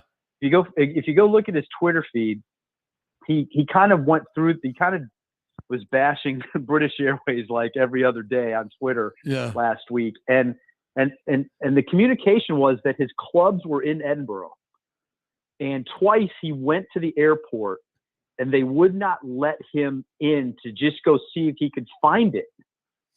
You know, like it's sitting there and you're helpless and you can't get it. He never got him the entire week. I know another writer friend of mine, Ron Green Jr., you know, got there on the Friday before, left on Monday, or on Tuesday, yesterday, never saw his clubs. Finally, like Saturday, they told him, it's too late. We're just going to send him to your home. And he's wondering if he'll ever see him again. Yeah. So, wow, pretty wild. So did you get to play while you were over there? Where did you play? I did. I played 3 times. You know, the beauty of over there is it stays light out so late. Right. Yeah. So like one day I teed off at like 6:40 p.m. And so we were finishing up like about 10:20 at night, and it was you could still see. You know, it's almost 10:30, and then I played. That was a place called Ely, E-L-I-E. Mm-hmm. It's about a half hour from St. Andrews, on the water. You know, really nice, kind of quirky. Yeah. Great links golf. Played at Crail, which is an old Tom Morris did that one. Yep. As well, and that's also on the water. Played that late afternoon one day. Was done by 9 o'clock, and then on Saturday morning there's a 9-hole course, and Struther. Yeah. And just it's just all great links courses. I was talking to a guy who was a member of Struther, 9-hole course. He pays £250 a year to be a member, which is right now probably about $325. Yeah. And never has to pay anything else. He just can play whenever he wants. Just walks on. And they have he can walk on. Maybe if he wants to take a trolley, there's no carts, everybody walks. So if he wants to take a trolley, I guess he'd pay extra for that. Just like if you were a member here, you'd pay extra for a golf cart. Right. But of course here you have monthly dues and all these other things. It's too. And he was a member. He's also a member of Crail, and that's £450 a year. And they have 2 courses that he can play them unlimited. They get their money from the tourists. And so, and the other thing that was great was he said he has 2 sons under 16, and their membership for the year is £25. Jiminy, so these kids are playing all the time. Yeah, no wonder they can. And now listen, remember around September, October, right. It starts getting light out at like 9 a.m. and gets dark at 5. And it's cold. So yeah. And in December, like the complete opposite of now, you might have a window from 10 to 4. Yeah. In terms of light, because they're so far north. But anyway, I mean, still, they don't get a lot of snow, and you can play there when it's 35, 40 degrees. And the wind's blowing 30 miles an hour. You can, but I'm not. No doubt about that. Or of course, they would look at us playing in it feels like temperature of 110. Go, what the hell are you doing? Exactly. I mean, it's all relative. Yeah, I mean, exactly. I don't think they'd be too happy playing in our weather right now. But, no doubt. Well, gosh, so much to talk about from the Open. So I'll just throw this out. We'll start with Tiger because we have to by the law. I think he was. I think he was shocked at how poorly he played. I really do. Maybe you can give me a sense of that. And I was also shocked that he didn't even pause on the Swilken Bridge. Not even close. It was almost like a message to the world. I'm not done. I'm not stopping on this bridge. I'm not retiring. I'm moving forward. What do you make of the whole week for Tiger? Well, I think you nailed that part of it exactly.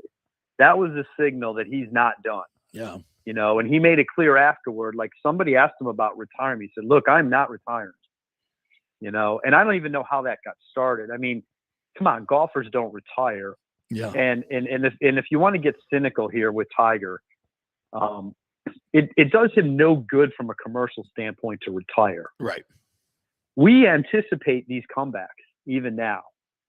And that's good for business for him. Yeah, true. Even though that I don't believe for a second that's his true motive, but still it's good for business. He has contracts with Nike and TaylorMade and Bridgestone, and I'm sure they're altered if he plays less, but they go away if he doesn't play at all, or if he's saying he's done. Right. So, but I guess I was a couple things you said. He shocked by how he played. I agree. I was there on the Sunday before, and I walked the whole 18 holes when we played with Justin Thomas. And for the first 6 holes, he looked terrible. He was not walking great. It was 8:30. He started 8:30 in the morning. He was hitting these big, high left to right kind of fades that were exasperated by the wind. Yeah. Clearly, that's not what he was wanting to do. But he's working on his chipping and putting around the greens. And finally, he made some adjustments with his driver. Like he actually took out the tool and ratcheted down the loft or did something. Yeah. And he started hitting it better. And he was hitting a lot of balls off tees, and he was hitting a lot of shots from the fairway and a lot of chips around greens. They had a twosome was 5.5 hours. Jeez. They were out there from 8:30 to almost 2.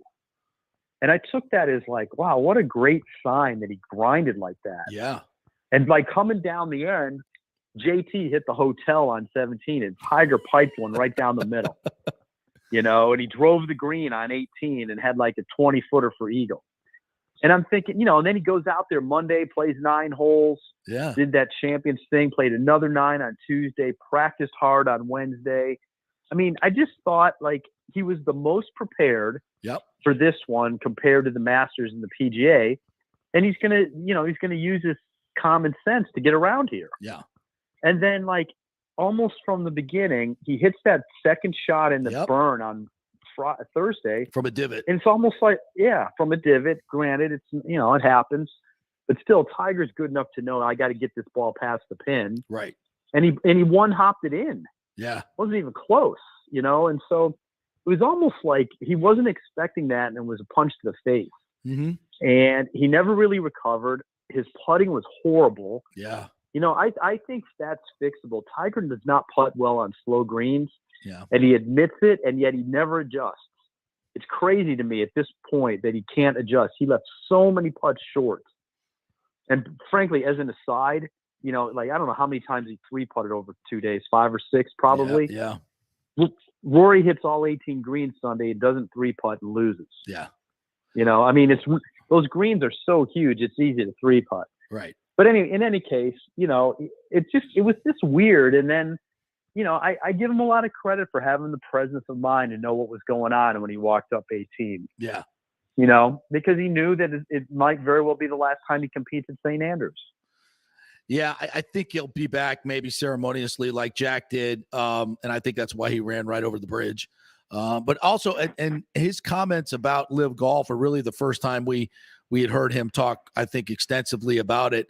And were you surprised that he was so pointed about it, against it? And I mean, his words were caustic about it, I thought. What are your thoughts? Yeah. I was a little surprised that he went into that detail. Yeah. I thought he would be against it. I mean, he'd kind of let that be known. Right. And you can be against it, but not hammer it. Right. You could say, look, I'm not in favor of this. My legacy's on the PGA Tour. I think that's where we should be. I wish we would be focused on that. I'm sorry these guys are going. I wish them well. Instead, he kind of drew a line in the sand. And he talked about the 54-hole events and, what's the incentive to work hard and, look, he brought up all the talking points that you would bring up if you were against it. Yeah. And I guess the other surprise to me about that is deep down, Tiger's smart. He's not going to air this publicly. But deep down, Tiger has some issues with the PGA Tour. Yep. And the way they've done things and how they've not found a way to get guaranteed money to people. And it's beside the point that he doesn't need it. That's not the point. Right. The point is that he deserves it because he is the needle mover. And there are others. There are a handful of others who are. And when they, Tiger missed a cut and made zero. Or maybe he might have got $10,000. The majors give out like a stipend for the guys who missed the cut. There needs to be that at least every week for the guys who missed the cut. Yeah. What other place do you pay your own way, You are the reason that there's money being brought in. Even if you're not a star, you still need the 156 players. Yeah. You know, you need the fans need somebody to watch when they're out there at 9 a.m. Yeah. And those guys, they pay their own way, and if they don't make the cut, they get nothing. It's just weird that we've gotten to this point, and nobody has figured out that needed to change. Yeah. And it's the whole reason. Listen, the live money's off the charts. Nobody envisioned that. Right. But it's the reason this thing got started. Exactly. Because guys want guaranteed money. Yep. I mean, you know, and I realize, look, the NBA is not golf, so it's not a proper comparison really. But I mentioned Steph Curry a lot because obviously he's an incredible player, and he probably deserves getting the $50 million a year that he gets. Right. All right. But, and again, NBA, way more eyeballs, all that stuff. It's different than golf. But if you can think of it on relative terms, he travels on a luxury private jet with the team he doesn't pay a dime. Right. They pay for all of his meals on the road in a really probably in a 5-star hotel. Yes. Yes. The team supplies a trainer. They supply, you know, whatever he needs, not a penny. He still makes endorsements. Yeah. Look at these guys. Now look at the golfers. A guy like Tiger, again, he can afford it, but flying his plane to Europe, that's a ton of money. Yeah. Probably, I wouldn't be surprised if it's $150,000 round trip just to fly the plane. Yeah. Just to get there and back. Then he's got to rent a house. He brings his trainer with him on the road. He pays that guy. He's got a caddy. You know, I mean, and he made zero. And oh, by the way, to add insult to injury, when you're a sports star or a celebrity and you spend any time in the UK, you are taxed the amount of days. Like, so let's say Tiger was there for 10 days. Well, Ireland doesn't count. But when you're in the UK, let's just say it was 10 days. Yeah. He would get taxed 365th. Yeah, prorated, right. So 10 days out of 365 on his worldwide endorsement income. What? Yeah, it's one of the reasons like Sergio has many times avoided playing there. He thinks it's outrageous. That's ridiculous. Like I remember talking to a Tiger accountant guy one time telling me, he said, many times Tiger's come over here and he broke even or lost money even on the purse because of the taxes that he had to pay to the UK government. Good you God. know, so like, you know, like whatever, let's say, just take a round number, $10 million. Yeah. 10 365ths of that is not inconsequential. No, not the money You know, he's making in endorsements. Right. So, you know, it's a lot more than 10 million. So he's paying that to them. Now, my understanding is it's a full 100% write-off on your U.S. return, and he probably can use as many of those as he can get. But nonetheless, I'm just sort of trying to paint the picture that, and again, I'm not sitting here crying for them. I'm just pointing out that this is a thing. I mean, Tiger, of all people, deserved some sort of guaranteed compensation. And the only time he would get it is if he would go overseas to play in Dubai or Abu Dhabi or Germany, you know, a handful of times a year.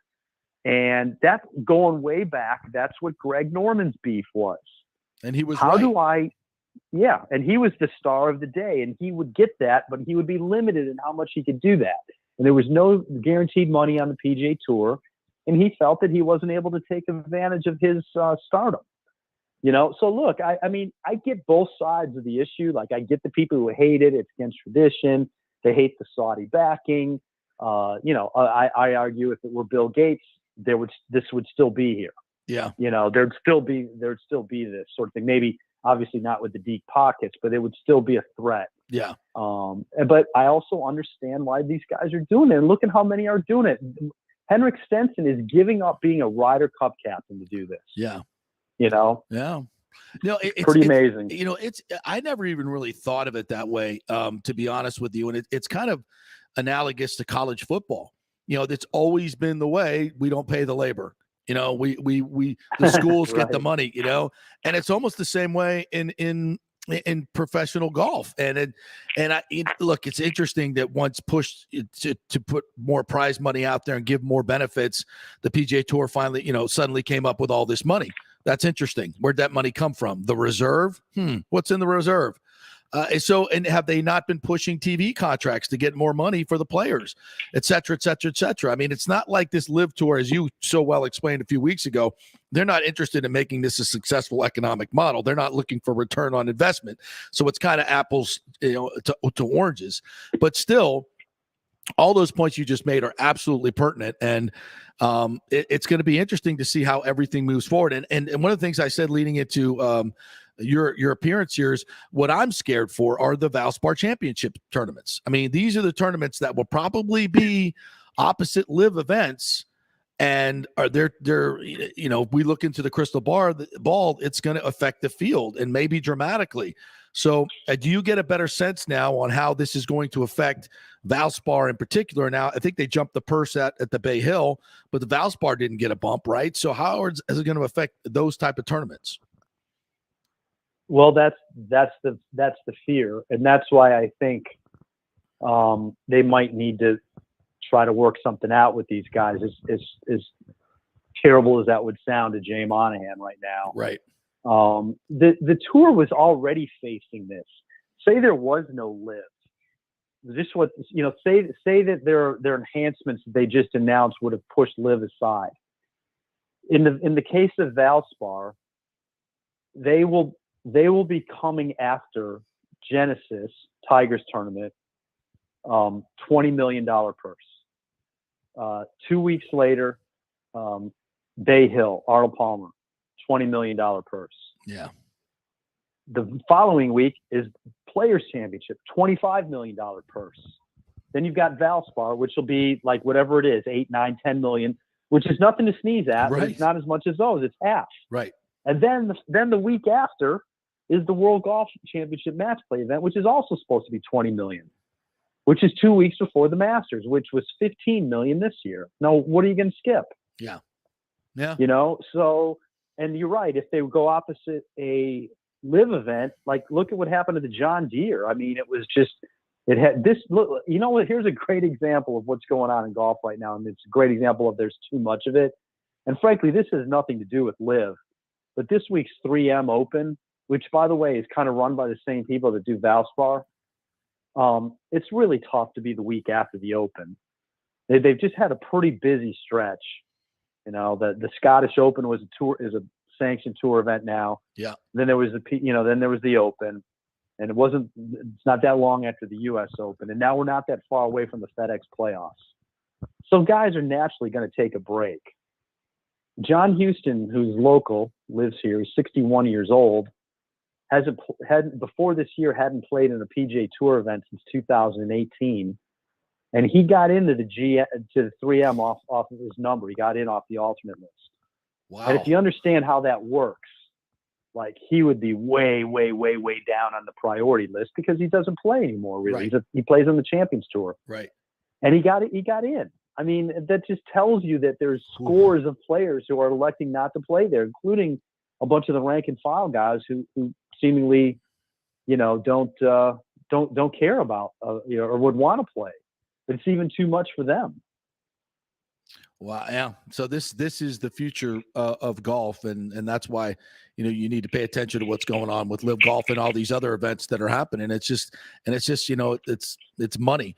And we got to talk a little bit about Cam Smith and Rory McIlroy and how that final 9 holes was. I mean, the first 9 holes was actually kind of boring on Sunday, but man, did the fireworks start on the back 9, and that putting display that Cam Smith put on, especially there at 17, we'll never forget that. Where does that rank in major championship history, that back 9 and that putting display?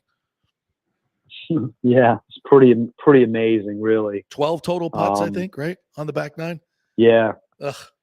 Yeah. I mean, 30, 5 straight birdies,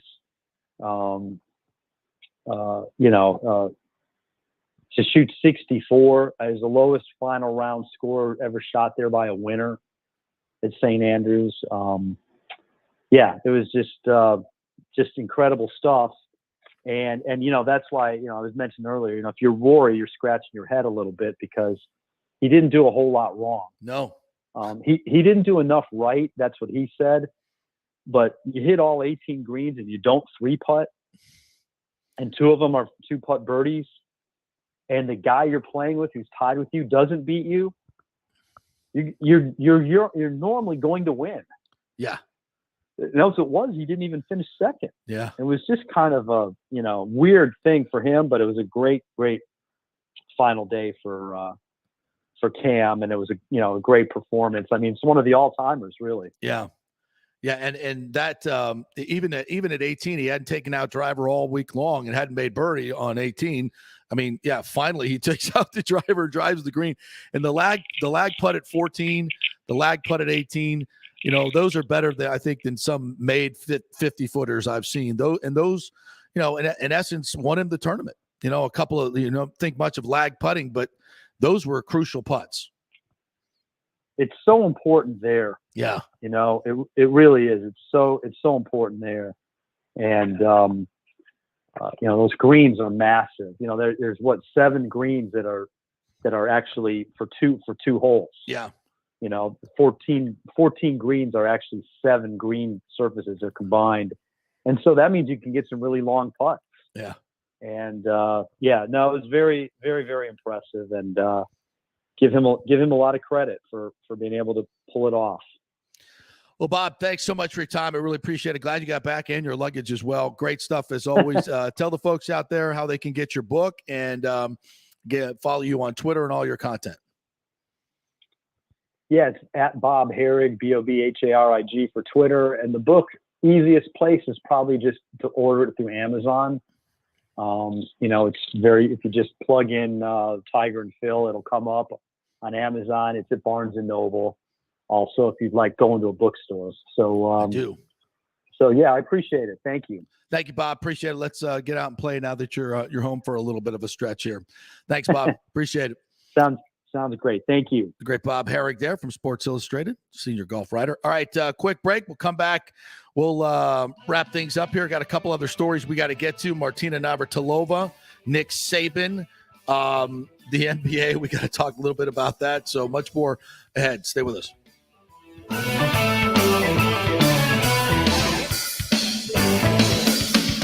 Italiano Insurance has been serving and working in our community for over 60 years, and it's not just about insuring all the pieces of your life. Italiano is as much a part of Tampa Bay as the Cuban sandwich, Gasparilla, and our Bucks, Lightning, and Rays. They're also active supporters of great charities like the Humane Society, Metropolitan Ministries, and local pediatric cancer centers. Hey, we all need insurance, so do business with a local company with a commitment to our community. Don't call some 1-800 number. Call Italiano and be greeted by one of your neighbors. That's 813-877-7799 or ItalianoInsurance.com. Named the Small Business of the Year by the Tampa Chamber. 813-877-7799. The world economy is in chaos, and mortgage rates are going to go higher in the next few months. Meanwhile, home values are up 24% in some neighborhoods of Tampa Bay. Do not miss this opportunity to refinance your home, get some much-needed cash to handle skyrocketing inflation, and fill up your car. Contact Scott Fitzgerald at American Mortgage Services. Even if you've recently refinanced, Scott can make the deal work because he charges no lender fees like the big boys do. He will also shop your loan around to dozens of lenders and get the best rates and terms. Let them compete for your business. The big banks charge huge lending fees. Customer service is simply a phone number with endless wait times. Scott is local and will personally take your call. Here's his phone number. Tell him JP said you could call. 813-294-7595. Scott's done over 3,000 loans, including many coaches and athletes. He will answer your calls and concerns and give you workable strategies to be smart with your money. Reduce your payments. It's not just what you make, it's what you keep. 813-294-7595 or email him at scott@amstampa.com. The health professionals at Bay Area Modern Medical Center want you to know it's time to commit to a new, healthy lifestyle. It's literally a matter of life and death. 42% of Americans are considered obese, and being obese made you 3 times more likely to be hospitalized by COVID. So getting in shape is not just about looking better, it's about living much longer. At Bay Area Modern Medical Center, they take a very different approach to primary care. It's personalized preventative medicine. Christopher Lugo and his experienced staff are proactive in looking at your issues before they become a problem, encouraging a healthy lifestyle with proper diet, supplements, and exercise to optimize your active lifestyle, building up your immune system, not destroying it with poor nutrition and bad habits. So call for an appointment, maybe change your primary care, and get on a journey back to full health and a happy life. Call 844-977-3477 or go to BAMMC.com. Tell them JP sent you for priority scheduling.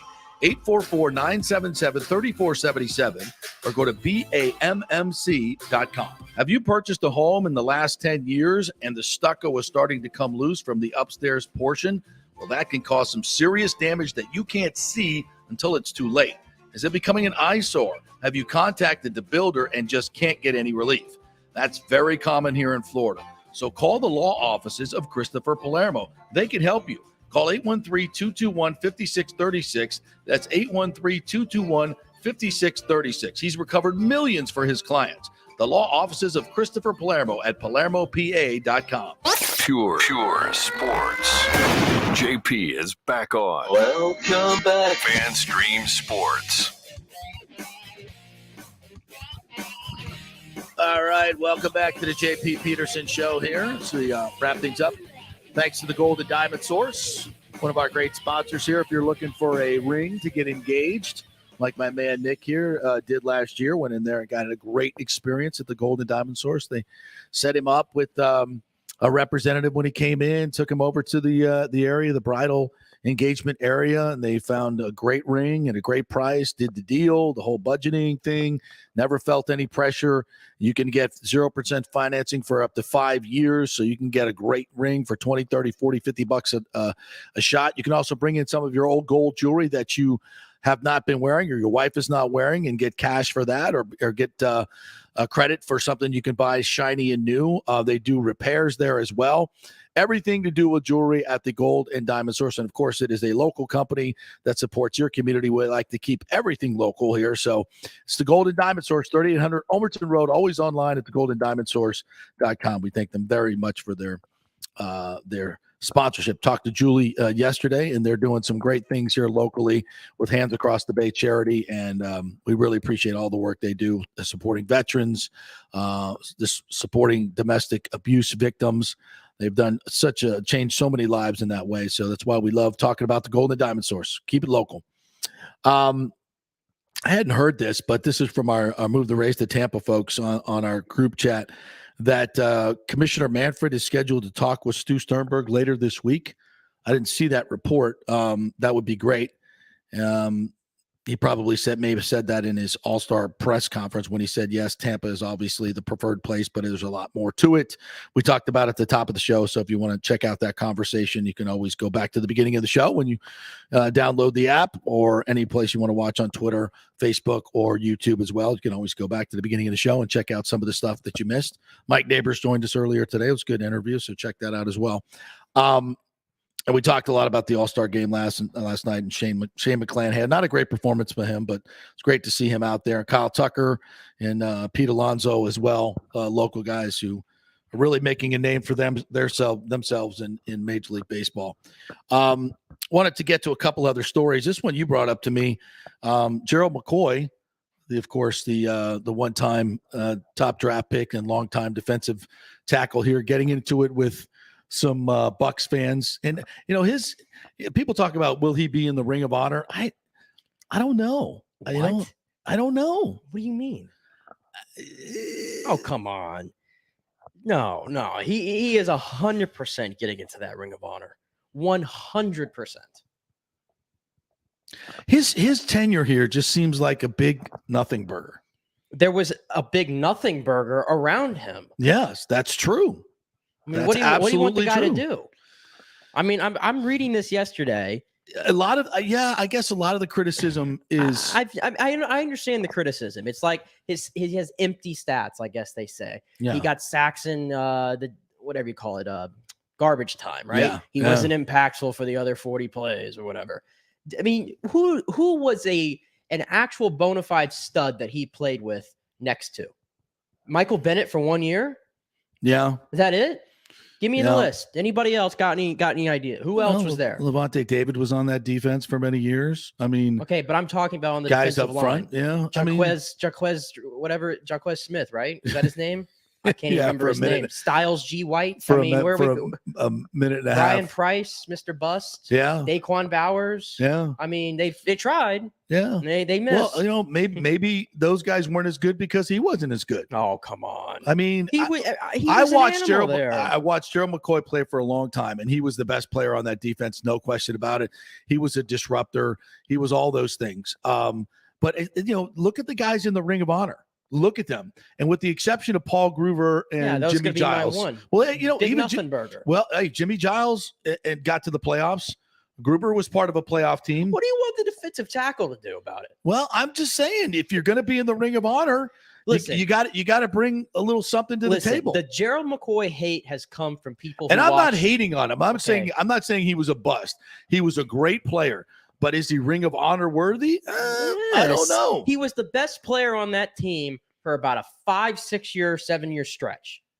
To me, that constitutes Ring of Honor, in my opinion. Didn't finish his career here because they just didn't want him anymore. Well, but I could also say that.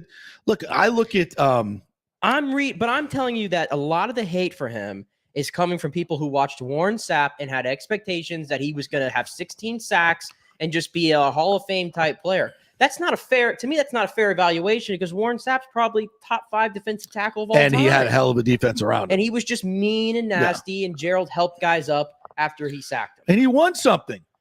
I get it. But to me, that's where this has all come from. But I'm just going through like some of these comments yesterday, and he was deep in it, by the way. But you got guys like Cheney Ohanatu, who are trying to go after Gerald McCoy. Yeah.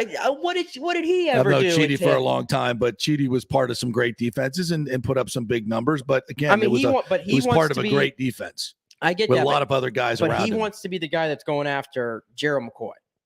Well, I don't know about that. Well, give me a sample of what Gerald was saying. There's so much to go through here. I'm trying to go through it. Read a couple of the good ones. A lot of times we want to put people in a Hall of Fame that have had really good careers. And, really good doesn't cut it in the Hall of Fame. Really good doesn't cut it in the Ring of Honor. You got to do something special. And, so much of it was the guys around him. But, them's the breaks. There's a lot of people saying here that he talked way too much throughout his career. Well, he's the only one that would talk. And so, that you didn't get the production never matched up to it. And I appreciate him being the one to talk because he was the only one. He would sit there at his locker room and take the questions after every awful loss of the teams, and the team around him was terrible. People questioning his character throughout these things. That's not a thing. It's just ridiculous. Don't question his character. That's ridiculous. A lot of the hate is misplaced. Don't get me wrong. A lot of it is really misplaced. But that being said, is he a Ring of Honor guy? I don't know. You'd have to make the case, and I don't know. I think it's completely obvious in my opinion. What did he have to say, Gerald? In some of his clapbacks, that's what I'm most interested in. And it's tough for you to defend yourself in this situation, especially because your biggest defense is the team was shit around me, and you don't want to shit on your teammates. That's not a good look, So I don't know. So much to go through here. It's kind of hard to because you might not understand the context because it's all over the place. The best thing people to do is just go on Gerald McCoy's Twitter and go in his tweet replies and try to make sense because this went on for hours last night of these Bucs fans, and they were giving him pretty strong words, and he was giving it back. Yeah, he was giving it back. But yeah, it's hard to just kind of cherry pick one little. He did finish it with this though. You see how quiet I get when I start throwing facts around. Here is another for you to let your friends know that know so much. I did things in that organization that only 2 to 3 other people all time have done. Tell them to go argue that. Yeah. I want to get to this story. Martina Navratilova, and if you don't know who she is, she's one of the greatest tennis champions of all time, and is probably first in terms of my recognition, the first gay athlete that was out there. Very, very public and certainly was not easy for her during that time to be so. But she also notices the fact that biological women competing are biological women competing. And when the University of Pennsylvania put up Leah Thomas for the NCAA Woman of the Year, in athletics. She replied with, "Not enough fabulous biological women athletes, NCAA, ? What is wrong with you? ? Explanation point, ? And you should see some of the clapbacks to her from the LGBTQ community, who she has championed and was the original pioneer, along with Billie Jean King, has championed all of her life.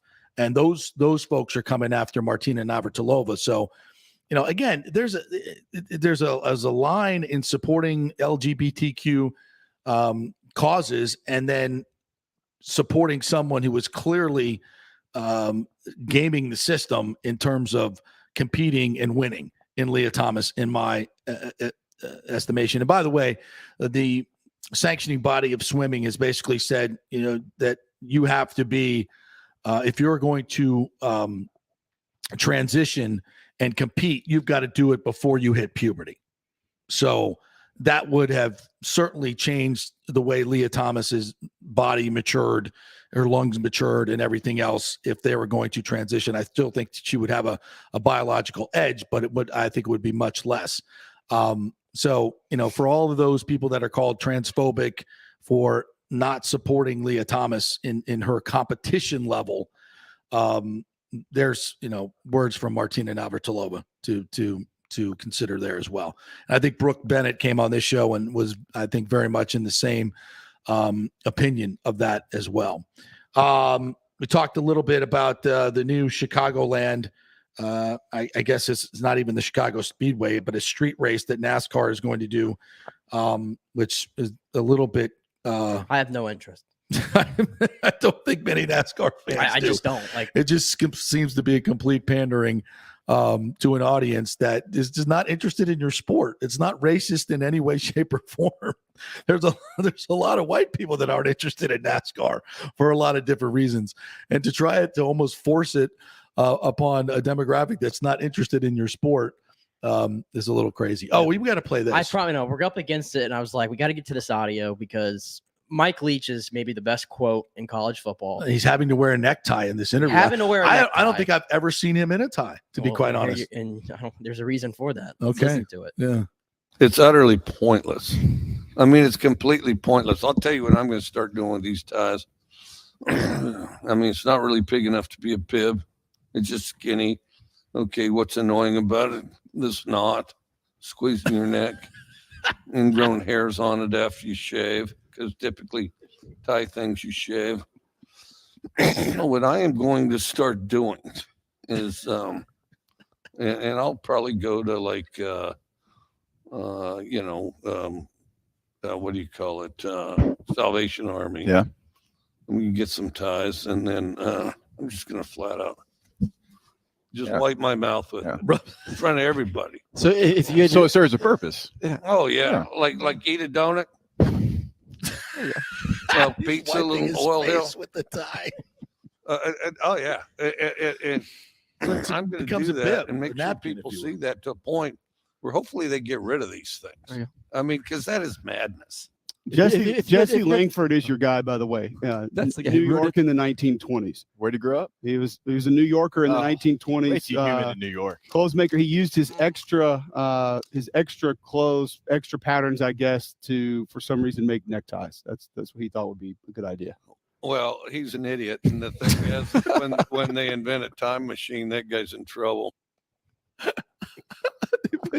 Somebody's going to go back and kill him. Well, a lot of this goes back to the early 1500s and 1600s in England, that I think ties were invented, as some type of, accoutrement, an accessory, if you will. And their usefulness is pointless. So I guess they make all the coaches have to come in coat and tie to SEC Media Days. I guess so. So that's why he has to do it like it's a dress code. You could still look nice and dressed up without wearing a tie. Without having to choke yourself. I just love though, like on the spot, he's got a nice answer, thorough, about any subject that he wants. Yes. This guy's great. He's one of the best, one of the absolute best. I heard David Pollack talking at SEC Media Days today, and he was, it's first time I've heard somebody talk about modern day, these super conferences and what have you in a very frank way. And he said, look, we can sit here and talk about nostalgia, about the traditional rivalries, regional rivalries of college football, and that's what makes it great. He goes, but those days are over. It's all about money. It's a professional sport now, and we should treat it as such. It's, we can pine for those days and not like NIL and all those things, but guess what? It's not going away. And it's in college football is no longer a collegiate sport. It is a professional sport. It has been for a long time, but now the labor is finally going to enjoy some of the financial advantages that they've been producing for schools for so long that for the most part go to support non-revenue sports. And you know what? He's right. As much as we want to pine for all this stuff, it's pointless. Super conferences are here to stay. NIL's here to stay. Goodbye to the romance of college football days. It's a shame. It is. Shame. It is, but you know what? He's also right. We're not going to stop watching. We're going to keep watching it, and we're just going to keep loving our schools.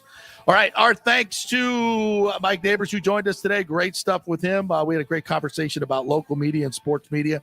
Bob Herrick, great conversation about the PGA Tour and LIV Tour and the future of professional golf. Great job, Nick. Appreciate you as well. And thank you all for listening each and every day. We really appreciate it. Numbers are growing, and we appreciate you sharing our shows. Share it on Twitter. Share it on Facebook. Share it on YouTube. Share it wherever. We really appreciate it. We'll be back tomorrow with 2 hours of Tampa Bay sports talk. See you then.